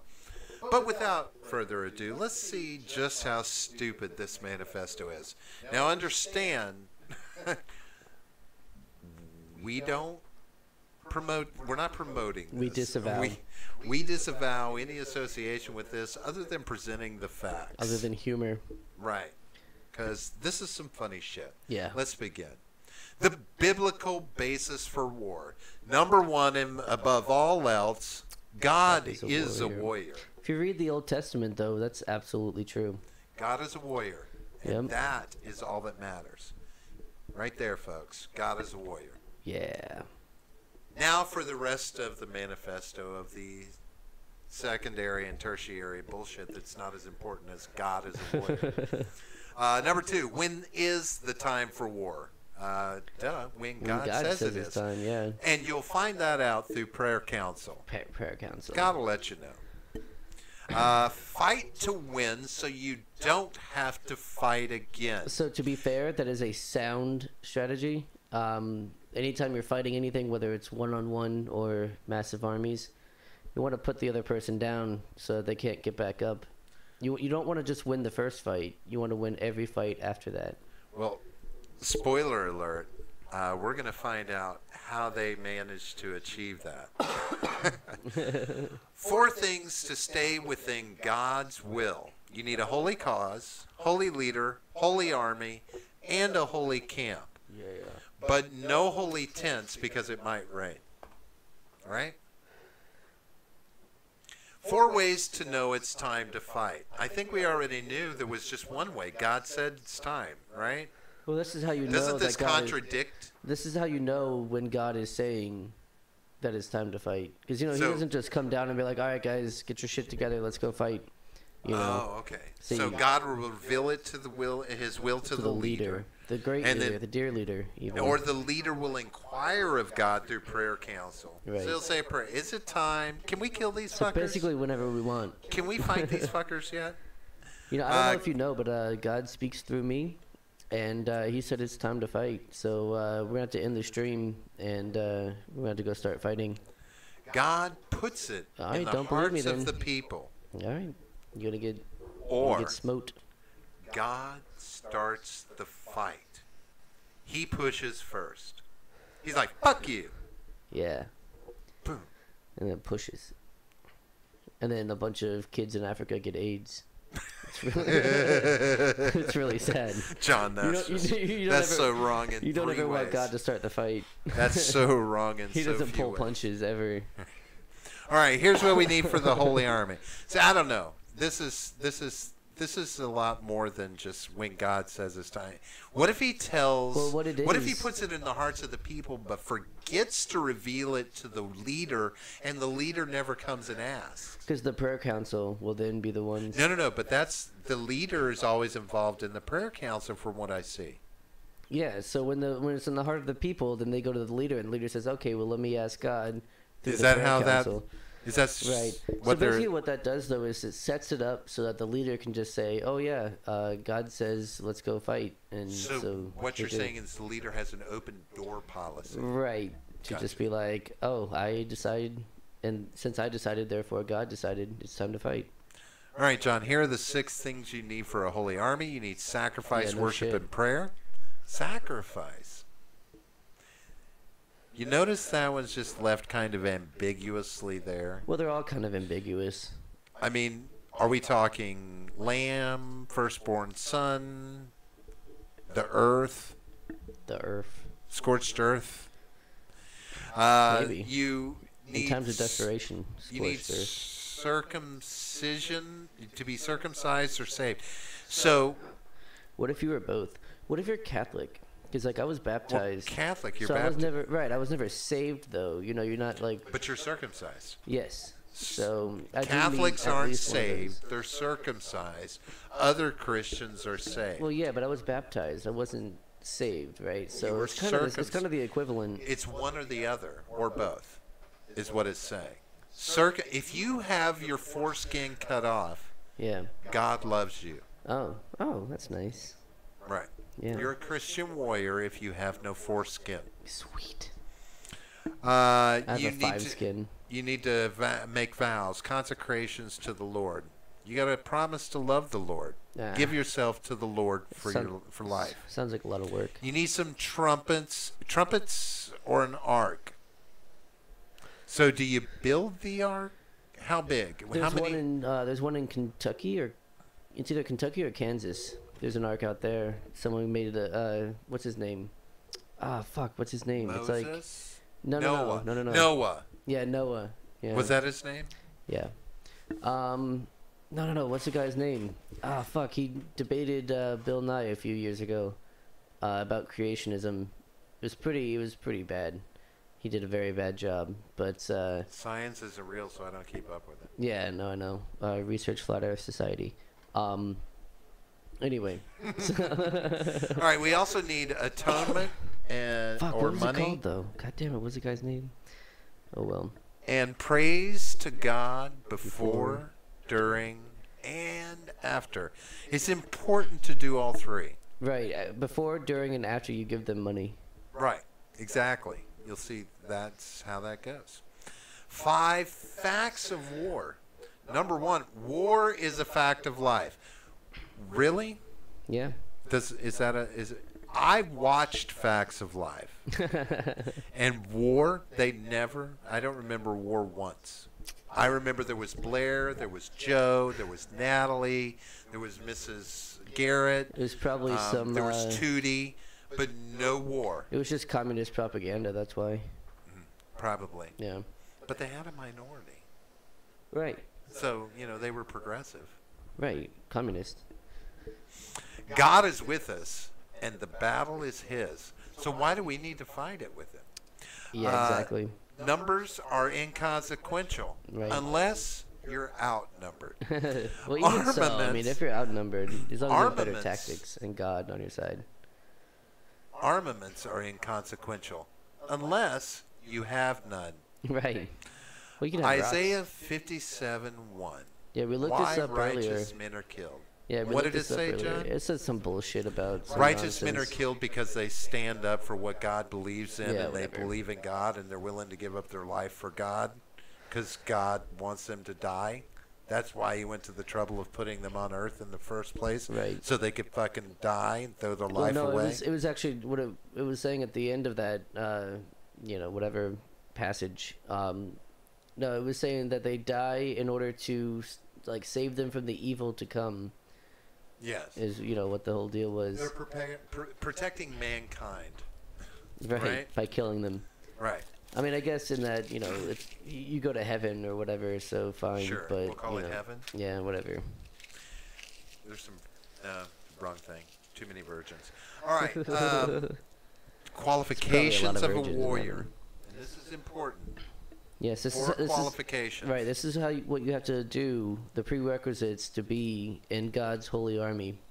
You need to be 18 years or older. Right. Which I disagree with because I'm just going to put it out there. Doogie Howser was a medical warrior at 13 years old. Yeah. NPH. All about it. All right. Then we need to be an able-bodied man. Notice it's underlined. Women can't fight for shit when it comes to God. God doesn't recognize women as able to fight. Well, someone's got to stay at the camp and make sandwiches. So. Yes. And have the babies. And have the babies to make more warriors. Warriors. Yeah. Single-minded in battle. In other words, you don't fucking think for yourself. Well, that's actually good advice. You kind of want to just do what you're told. But and if you the might bomb's survive. coming towards you and they're saying run towards the bomb, you might want to think about going sideways. Well, that's why you have good leaders who wouldn't tell you to do that. Yes. Unless it was necessary. And right now we're seeing the makings of a good leader here. Yeah. All right. Sounds like he's got a good strategic and tactical mind, this guy. They need a stable home. Right. What the fuck? None of those single-parent households or anything. So if you're a boy of a single-parent home, you don't qualify as a warrior. Right. No matter how you had to fight and struggle to get where other two-parent 18-year-olds are at. Fuck yeah. 5 exemptions from service. You're training a family, a new home. You're building a new home with your new family. Yeah, that's nice. Newlyweds, you've got a new wife. Yeah. They won't make you run out on your new wife because you got to make new baby warriors. Right. You're a farmer who's growing new crops. Yeah. What about old crops? Yeah. Well, they have sons usually to replace them. If you're scared, fear means a lack of faith. Yep. Offer to leave. So I think that most people would fall under that category, unless they're in the military already. But even then, they might be like, you know what, fuck it, I don't really want to be a part of this. No pussies allowed. Yeah. Like That's generally twice a they're good rule telling as well. qualifications, able-bodied man, and no pussies. So Yeah. they don't want any pussy in the war at all. Yeah, that's unfortunate. That's going to be boring. Yeah. I mean, what do you have to fight for if you're not fighting for pussy? Apparently, they're going to be fighting for lotion. Oh, Priests. If you're a priest, your duty is to minister in the temple. There's Yeah. my editing coming in. Rules of war. Conduct a census of all able-bodied males, 18 to 45. Identify exemptions. See above. Appoint captains of tens, 50s, hundreds, and thousands. Standard stuff, right? Yeah. Avoid bloodshed if possible. Avoid see, that's nice. bloodshed if possible. See, that's nice. Make an offer of peace before declaring war. Now, watch what peace means. Well, so hang on. Not a that is- negotiation. Okay, What? yeah. Look, well, all right, yeah. Read that part, and then I'll tell you why that's actually a good idea. Making an offer of peace before declaring war. I think we're going to define peace here, though. It's not a negotiation or compromise of righteousness. So peace isn't going to be negotiated. Right. Take our peace. Yeah. Well, see, that's the thing is in the ancient world and also up through like the medieval era, when an army would siege a city or a castle, they would offer them, say, hey, if you surrender, we'll allow you to leave without, killing anybody, and we'll just occupy the place. And if you don't, we're going to kill you to the man. We're going to kill every single person in there. There's a number of reasons for that. Is that an offer of peace or a threat? It's both. It's saying peace or we'll kill you all. Really feels just like one to me. It just really feels like the threat. But the thing is, though, you have to, if they don't, take you up on that offer, you have to follow through with it. Otherwise, the next town you go to, they're gonna be like, oh, well, these people got away with it, so why would we surrender? It's a bug's life. Yeah, so you have to, you Must have to follow surrender on terms of justice and righteousness. which are as follows. And that means stop all abortions. No same-sex marriage. No idolatry or occultism. I feel like I should have a burning bush in front of me. No communism. We were burning some bush earlier. And must obey biblical law. I like the no communism. Just no communism at all. If they yield, they must pay share of work or taxes. Yeah. If they do not yield, kill all males. Right. Yeah, you got to keep the females around for breeding stock. Kill all males. Yep. All right. I'm just going to say this to you, John, and I'm going to say this to anybody out there that's fucking listening. If you're a representative of one of the fucking states in the United States of America, you do not print fucking material and spread it around that says, if they do not yield, kill all males. There is biblical precedent for that, though. Fuck biblical precedent. Yeah. This is America. This is America. Not King James's America. That appalls me in so many ways. Coming again to save the motherfucking day, yeah. America. War is not waged against nations, but against man. No scorched earth or wow. Sherman's march to the sea. Yeah, see? It's nice. And again, come on. We're not going to scorch the earth. We're not going to, destroy towns and shit like that. I mean, come on. But all men It's are nice. expendable.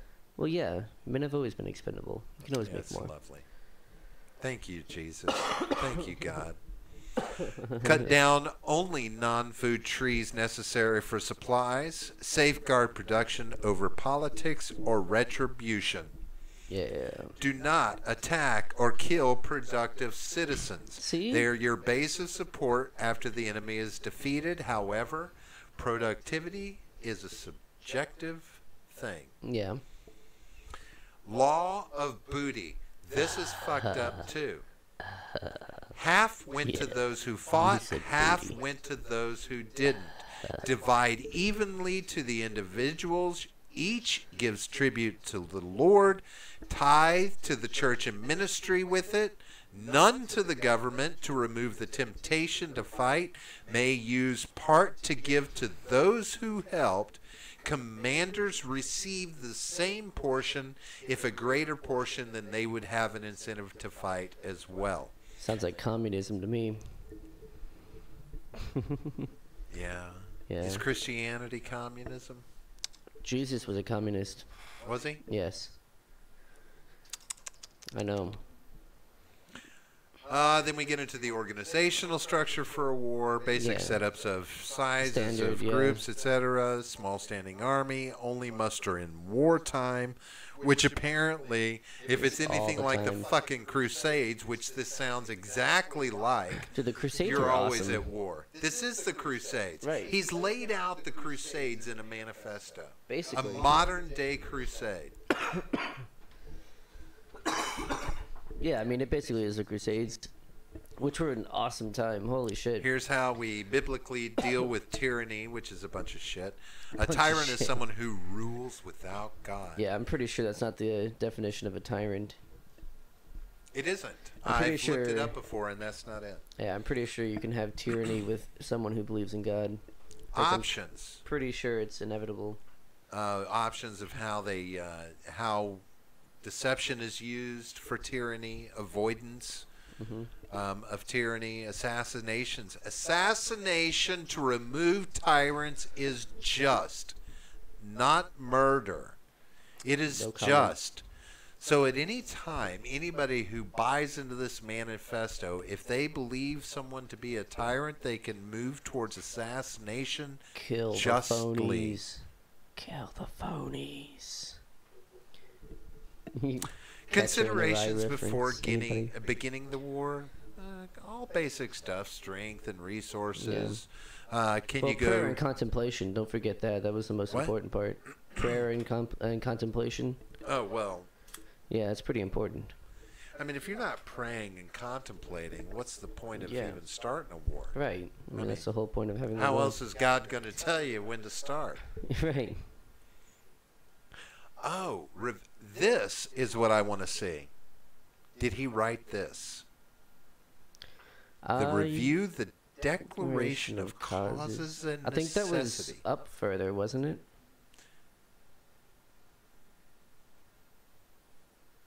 No.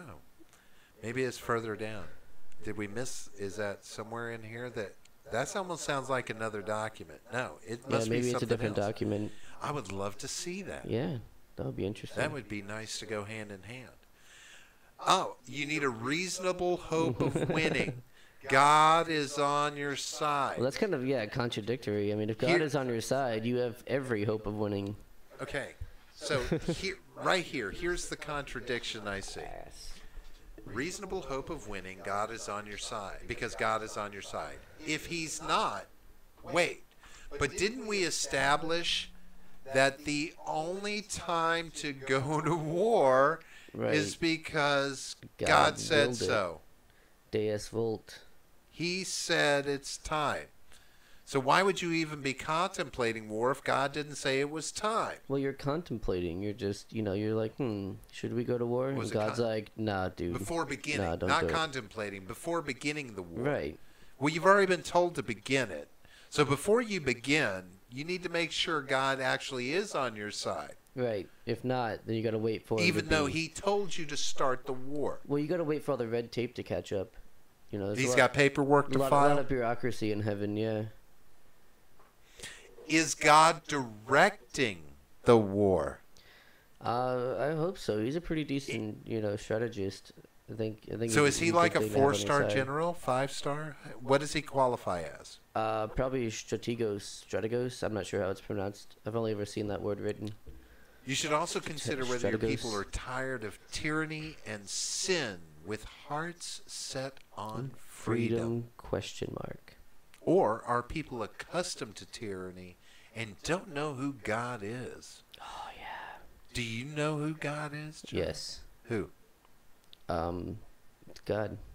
The dude who, made stuff. Just between you and me? Yeah, everybody who's listening, stop listening right now. This is a private conversation now. Go ahead. He's working security at the Florida Mall. Is he? Yeah. Oh. Okay. Holiday season. He's got to keep it on Santa. Ah, gotcha. Yeah. All right. Whatever. That was a not funny joke. There are warrior priests. Yeah. Warrior priests. Pretty sure we call them paladins. No. Where I come from. No. Monks? Maybe. They get a lot of attacks in one turn. It's pretty nice. So warrior priests, living sacrifice. So they're willing to give their life right away. Well, yeah. Just ready to die. Kind of part of the, They're willing kinda to have to. die to kill all males. Non-believers. Kill the Intercession phonies. through prayer and action. Okay. Adam was told to tend and guard. Yeah. He wasn't told to Guardian. kill, though, was he? Pretty sure he wasn't told to kill. You must draw near to God and purge double-mindedness. Double-mindedness. Not doing the right thing is sin. You know what they actually called that in the Bible? Sin? Free will. No, there's no such thing. Oh, and again, prepare your horse for battle, but the battle is the Lord's. That's right. You know he's not going to come down and fight it. Yeah, he will. He's going to make us fight it. No, he's on his way. He'll be fine. He's on his way. He'll get here in a minute. He's He'll be always fine. late. He's fine. And here is the ultimate truth. Freedom is in Jesus Christ. Right. He won't share it, but it's in him. It's in him, yeah. Where the Spirit of God is, there is liberty. Because I'm Really? telling you right now, if one thing this document has showed Fucking ludicrous is statement. the amount of liberty I have at my disposal. Yeah. It's a pretty ludicrous statement. As long as you follow all of our rules and live under biblical law and restriction, Yeah. you're free. Right. Yeah. It almost sounds like living in America. I mean, okay. Sounds like living Right? in any kind of country where they have Right. laws. You So, sacrifice you're liberty free to to have an freedom. extent. Sacrifice liberty to have freedom. Hmm. It's not a major thing, right? So Nah, it's this is going on in our country. Yeah, I And- mean, it's fucking ridiculous, but I don't think it's any kind of threat, honestly. Well, no. But it's the kind of thing that gets people acting stupid in this day and age. Yeah. So this is Matt Shea that you see on your screen. This is him defending his biblical basis for war manifesto. We're not going to play it, but there's a few comments that you need to, it would behoove you to watch it because it's kind of interesting to hear him talk. Is that but that video? Is that in the description? yes, Okay. all of the links that I've pulled up are going to be in the description. So yeah, go check that out for sure.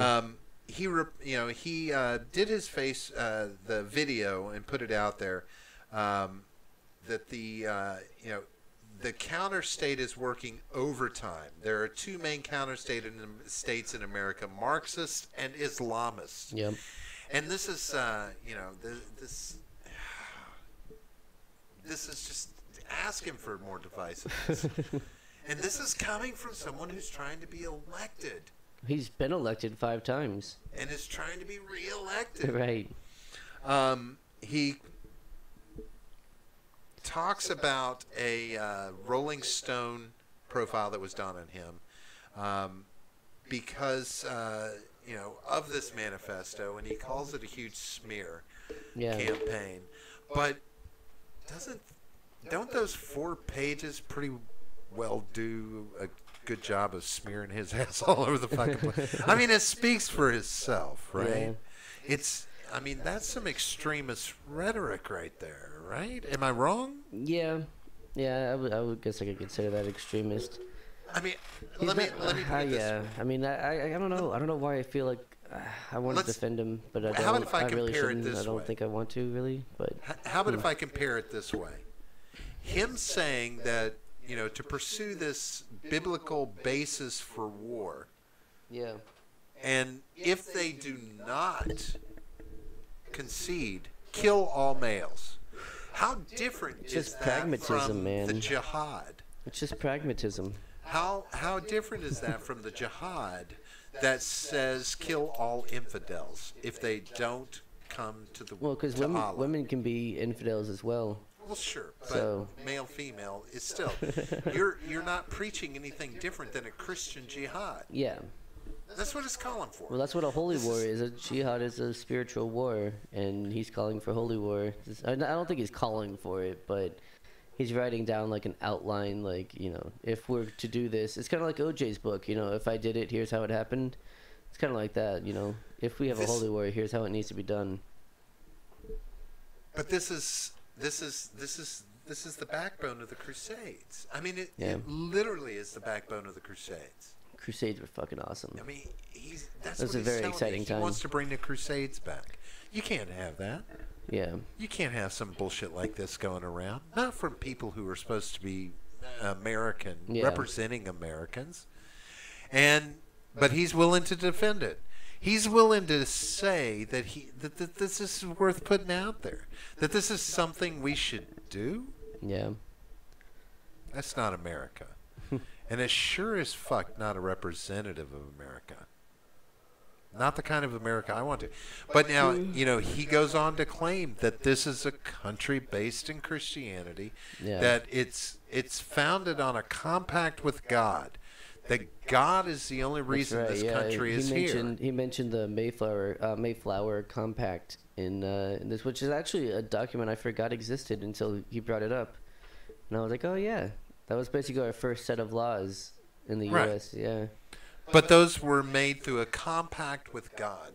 Yeah, I don't know about all that, but that's no different than saying our what is it, we the people, our one nation under God, and all of these things that we say, in God we trust, and all of this. That's in a sense, that's making a compact with God. Okay, we're saying God, we trust God to take care of our economy. Yeah. God's going to look over our country because God bless America, and all of this shit. You can call that a compact with God all you want, but if he wasn't talking back, yeah. I mean, because that's what I need did God to see. sign it? Did God sign the Mayflower Compact? Exactly. I mean, it seems to me you're missing a signature. Because that's the one thing that nobody I know biblically can really explain to me. Who talks to God? Or more importantly, who hears from God? Who actually is being spoken to by God? There's two because types he of people. checked the fuck out. There's two types of people who hear ago. from God. That's either the Pope or middle-aged women drowning their children in bathtubs. Those are the only ones who ever hear from God. Oh. Can't forget toast and screen door people. Oh, well, yeah, but they're not hearing from God. They're just getting signs from God. Signs. That's It's close not the same enough. thing. I mean, it's like video. It's like a meme versus a document, an article, right? I guess so, yeah. God's memeing certain people and he's having conversations with others. He's like, hey, drown your children in the bathtub. It'll be fun. Go ahead. Right. And they're like, all right. Puts Grumpy Cat out there. Kid's been giving you trouble. Yeah. drop them in the bath. That's horrible. You're a bad person. But if you put Grumpy Cat on it, it's not a sin. Yeah, that's right. So, curious to see what everyone out there thinks. I think you should look into this guy because it's we can talk about Andrew Gillum. Yeah. And we can even justify much of what Andrew Gillum is doing from a political standpoint because, yes, if you go to 3 rallies and it's 3 significantly different groups of people, any politician is going to speak their personal rhetoric in 3 different ways to appeal to those audiences. Right. But this is a politician that doesn't need to be in fucking office. Yeah. This is not the kind of shit. I mean, how can you call Muslims extremists when you're willing to put something this extreme out? What he said was that they were counter state. Whatever you want to call it. That's. I mean, it's. The argument is that extremist Muslims are dangerous, right? And that's what we focus on.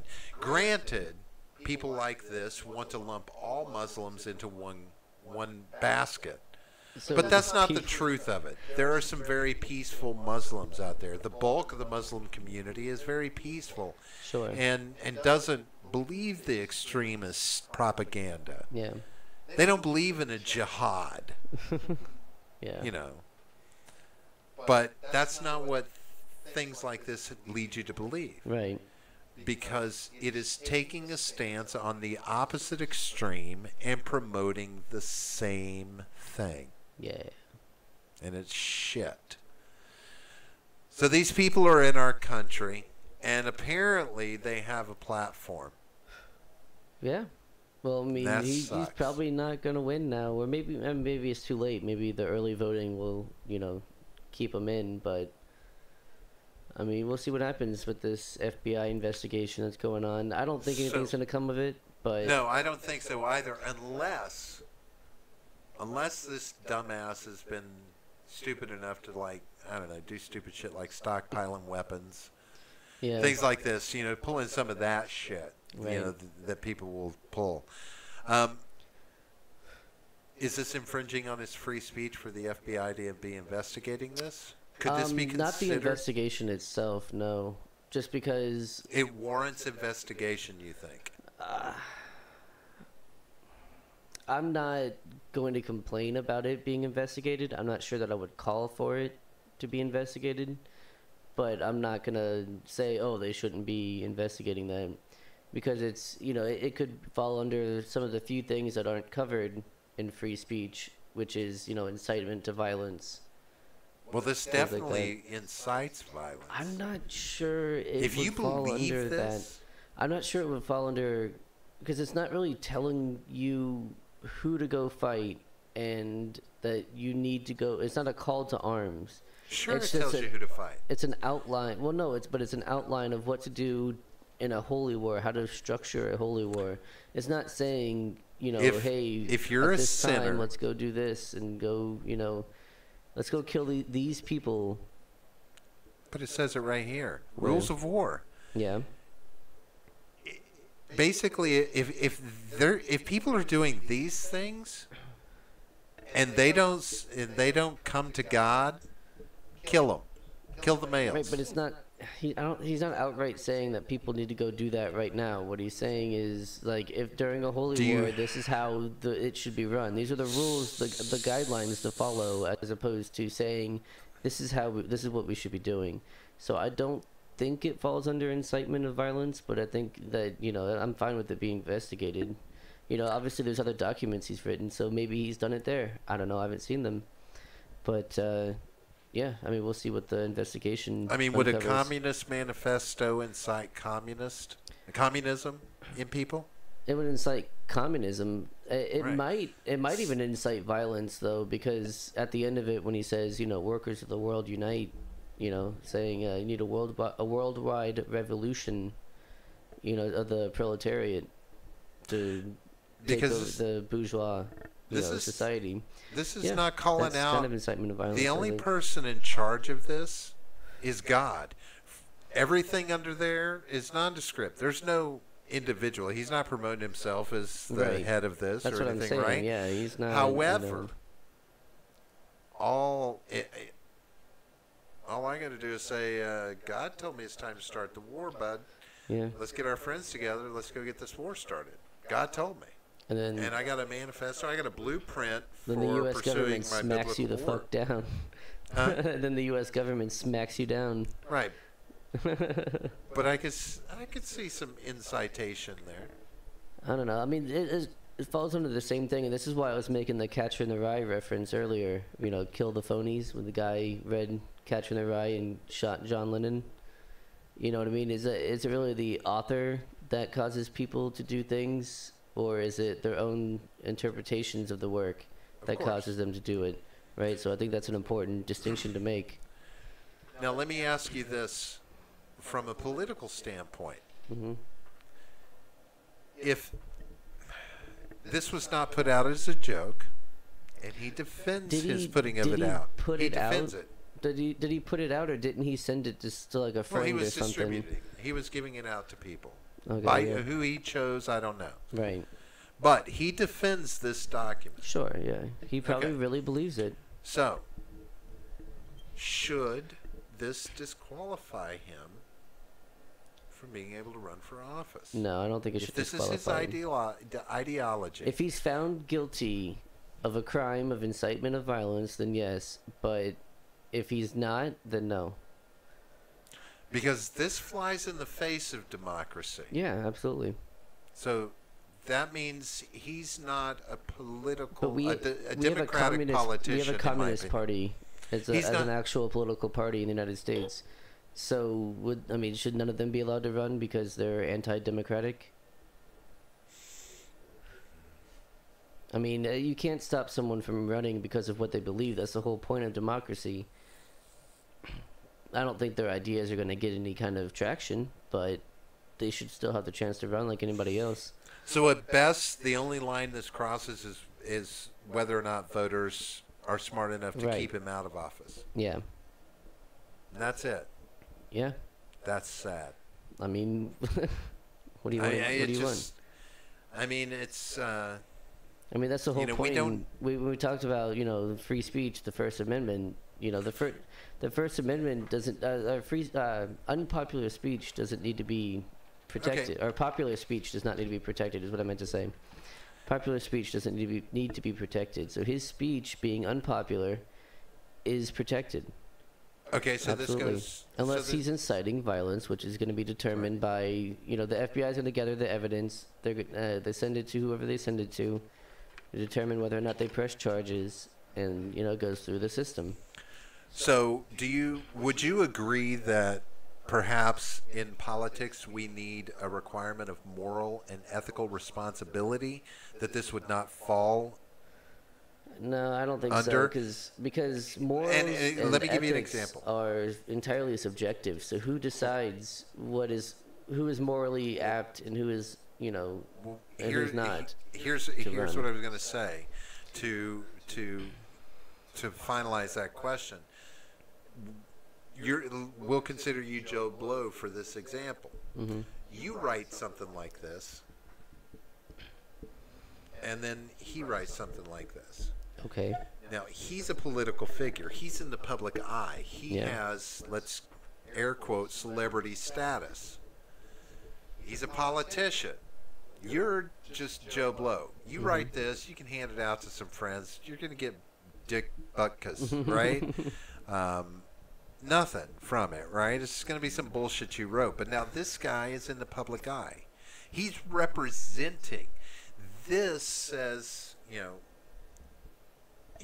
this is a part of his representation of the people he represents. Yeah.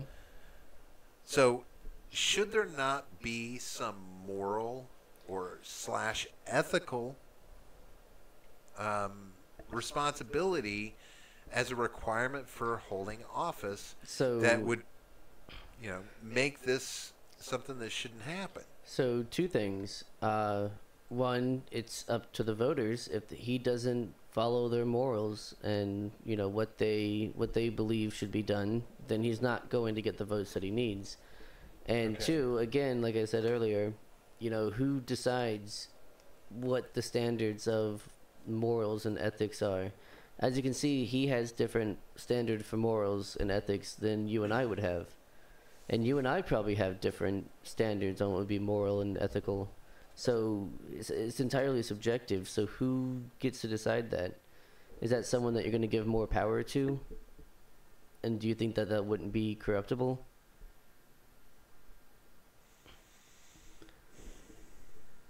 I mean, it's always better to err on the side of freedom rather than control. Because you don't have to answer questions like that. You know, you don't have to give more power to somebody in order to, you know, make the things happen that you want. All you have to do is just convince people. This kind of thing troubles me, John. Yeah. It's this kind of stuff that I think about when I lay down to sleep at night, and I'm just like, this is where we live now. This is America now. Yeah. Where, you know, sad to say, this is what freedom of speech, freedom of the press, gets us. And and who it comes from. More importantly, who it's coming from. Well, that's the thing is these are the things we focus on, right? No one, when it comes to like free speech, no one cares if you say something like, "I don't like dogs." You know what I mean? No one cares if you say that. I mean, no, who cares, right? But if you say something unpopular, something that, you know, is even radical, you know, those are the things that we focus on. And so I think you should focus on the good things about free speech. Like I can say, you know, beer is awesome. Yeah, I just see things like that as a lot different than the where, when, how, why, and what of how we should go to war amongst ourselves to, you know, pursue the Crusades again, which failed. They stopped. Well, at the Crusade, they took Jerusalem. That was the whole goal. The whole goal was to take the Jerusalem away from the Muslims.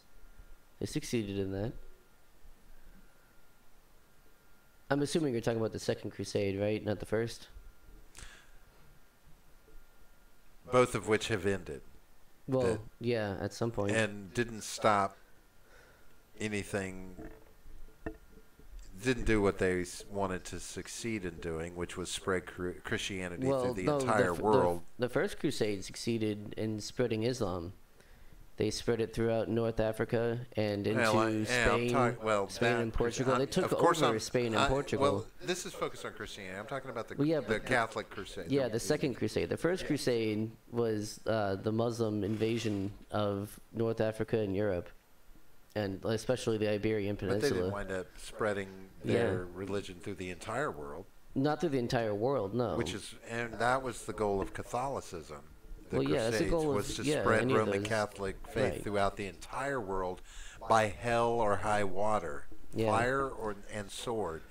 I mean, this was how we were going to bring religion to the masses. Yeah. Sin was purely subjective. Oh, yeah. No matter how much you want to say it was the letter of the law, because I think the Catholic Church has proven that they don't necessarily follow biblical law. Even their own personal lives. Are you talking about religious hypocrisy? That doesn't exist. Stop. Come on. Stop. That doesn't exist, John. Come on. That's like saying unicorns exist. Right. Well, they do. Obviously. At the Vatican? Well, I don't know where they exist. I know there are some in Scotland. That's their national animal. National animal of Scotland is a unicorn. So they obviously exist. Not only that, the dear leader, Kim Jong-un, was born with the unicorn nearby on a mountain. You didn't know? It's refreshing to have you here, John. It really is. I can't believe you didn't know young, that. John. You keep me young. Got to get some young blood around. I'm actually not that young anymore. I'm going to be 30 soon. God damn. I'm going to be an old fart soon. Yeah, this is so to the rest of you folks out there, what do you think? Take a look. Read this stuff. Listen to this guy talk. This is a representation of where we're at. Now, John, in that vein, John, do you think he would have put this out were we to have a different president in office? I have no idea. I don't know enough about him. I mean, if you're really gonna try and be like, well, 5 oh well, terms. because He's been around for 10 years, at right? least. So obviously he's believed this kind of reps stuff. are 2 years. I don't know. Representatives? I think so. Yeah, 2 years. In Congress. Yeah. So that's 2 years. So if he's on his 5th term, he's been around for 10 years. Yeah. But this is just coming out. Well, yeah, it's the October surprise. It's like, oh, you're up for re-election. Let's put something out that's gonna make people not vote for you, right? We've been seeing that all week, with various on either side, right? Doesn't matter. If that happens, he shot his own self in the fucking foot on this one. Yeah. I mean, this is him doing it to himself. Nobody helped. Not like the Mueller investigation with the new allegations that are coming out there, where Yeah, we didn't talk about that, and we probably should. We could touch on it for a moment. I mean, there's some, there's supposed sexual allegations against Mueller, but there's been one woman who's gone to media sources saying that she was being offered money to make the allegations, simply because she worked with him many years ago. Yeah. And now he immediately called the FBI to start investigating these claims. Yeah. Because some of the claims are coming from fictitious sources or unverifiable sources, invalid, I should say. Yeah, so, maybe we'll touch on that. I think we should touch on that when there's more. Sure, and I want to get more light on it. Maybe week. Next week we can talk about this a little once some more has come out about that. But it's one thing to try and shoot somebody in the foot, but to shoot yourself in the foot, I mean, to be a politician, have been elected 5 times, you'd think he'd be fucking smarter than that. Yeah. Or he literally thinks that we're in a time where this is okay. I don't know about that. I don't think you can put it on Trump's rhetoric, as the media would say. Well, he's loosened the cannons. I mean, it goes without saying that in this country, Trump has loosened our cannons. People are more willing to fire bullshit like this than ever before. Because it's okay. I think what it is, I think we're paying more attention to it now, is what it is. I don't think that... emulating. No. What I'm saying is I think we're paying attention to more people like this, opposed to, before when it was like, that person's crazy, and then move on. But we weren't seeing as much as we are now. Right, again, because we're paying attention to it more. This is the kind of thing that you would put out to say, oh, look what Trump's rhetoric does. But there's got to be something to pay attention to. Right, but we don't know. Because we don't look at it. We don't look for it. I'm sure we can find some insane shit while Obama was president. There wasn't quite as much inane broadcasting of dumbassery I don't think during that's true. the Obama administration or the Bush administration or the Clinton administration. There's always been inane not to the levels we see with bullshit. Trump. Even activism, quote unquote, activism in this country has taken a leap over the last couple of years. I think starting since like 2012, I think is when that really started with the Occupy Wall Street movement. I think that's really when the activism really started, or as I called it, slacktivism. There was a long lull there. I mean, Obama kind of calmed a lot of things down because people didn't know which way to go there. I mean, it was like, how do you couldn't really call racism as strongly against a black president, right? Yeah. You couldn't do that. So it created a dip there. Bush, I mean, there may have been some craziness going on there, but nothing to the extent with Trump, even though Bush had some dumbass things flying out of his mouth about every other week. Yeah. Well, Trump's daily. And I think, to me, it goes back to what I said. The children emulate the parent. Well, I think it's also with the Bush and Trump, it was a different circumstance because Bush was the president when 9/11 happened, so it was a lot more difficult to really kind of push the anti-Bush narrative, against him. I mean, don't get me wrong, people made fun of him for the things that he said. People said he was a piece of shit. He was a war criminal, right? Which is, true. He should be tried as a war criminal. But it was much more difficult to really push back on him because he was the president during a time of crisis in our Sure. country, whereas Trump is president during a pretty damn good time in our country, regardless of what the media wants Sure. to tell you. Which therein opens up the door to, okay, you know, since we don't have employment problems to worry about, this, that, and the other, our, you know, money's looking good, all of Yeah. these positives. Okay, so now we can focus on the bullshit. You know, Right. like when Bush was in office, yes, there was 9/11, which, yes, there was, I guess we can call it racism to a point, but it was Well, there was a more sense of profiling. unity. It was religious racism, religious. Yeah, well, there was a sense of unity even bigotry. among other minorities and you know Sure. white people. Right. You know, there was more unification because than there was a anything common else. enemy. You know, there was like, oh, let's look out for these people. You know what I mean? And Right. so yeah, I mean, yeah, there was profiling and stuff against Muslims, but it brought white people, black people, Hispanic people, together, and then. Well, this rhetoric. It's just facts, not saying an opinion, just facts. Right. This is this Trump rhetoric that I think about. This has been ongoing for 4 years. This harkens all the way back to when he talked about running for president and started running his mouth. Yeah. And it was very light in the beginning, but it just started going off the rails the further along we went. And now he just shoots out. And again, yes, contextually or definitively, what he says can be misconstrued and taken multiple ways. Yeah. For instance, when we talked about the caravan and what he said there. Yeah. But he is a loose cannon in many ways.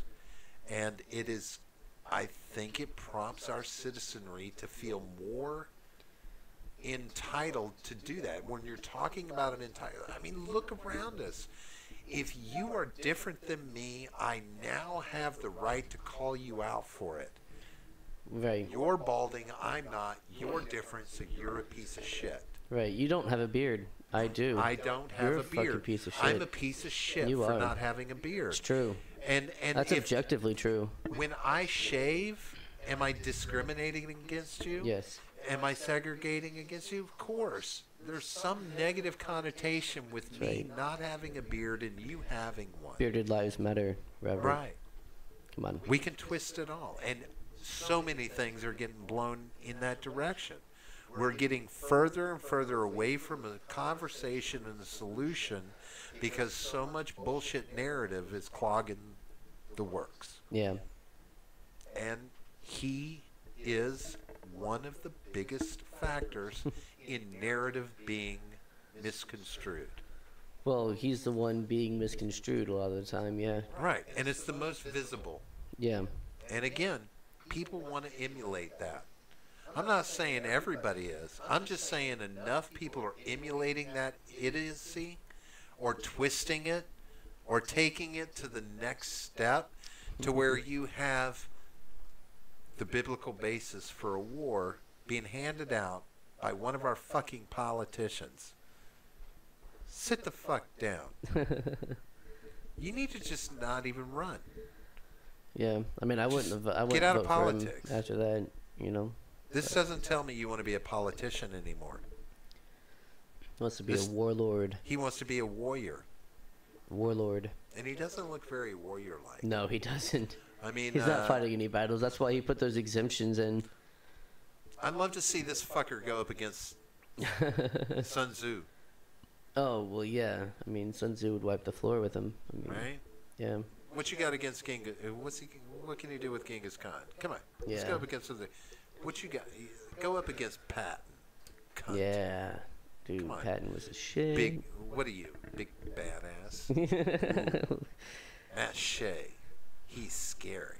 Shit, go up He's got- against me, man. I'll 1v1 you in Napoleon Total War. I'll fuck you up, boy.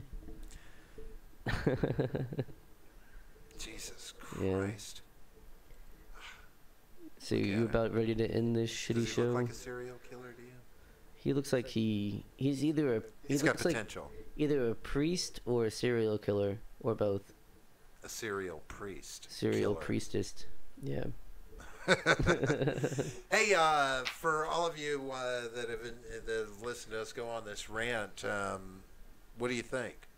Is this the kind of thing that we need in this country? Is this helping the conversation? Where'd my country go? Is this bringing us together? Tell us what you think. Hit us up in the comments before, during, and after. Make sure and hit the subscribe button and hit the like button if you agree, disagree. If you like to disagree, click the like button. Make sure and have this conversation with other people.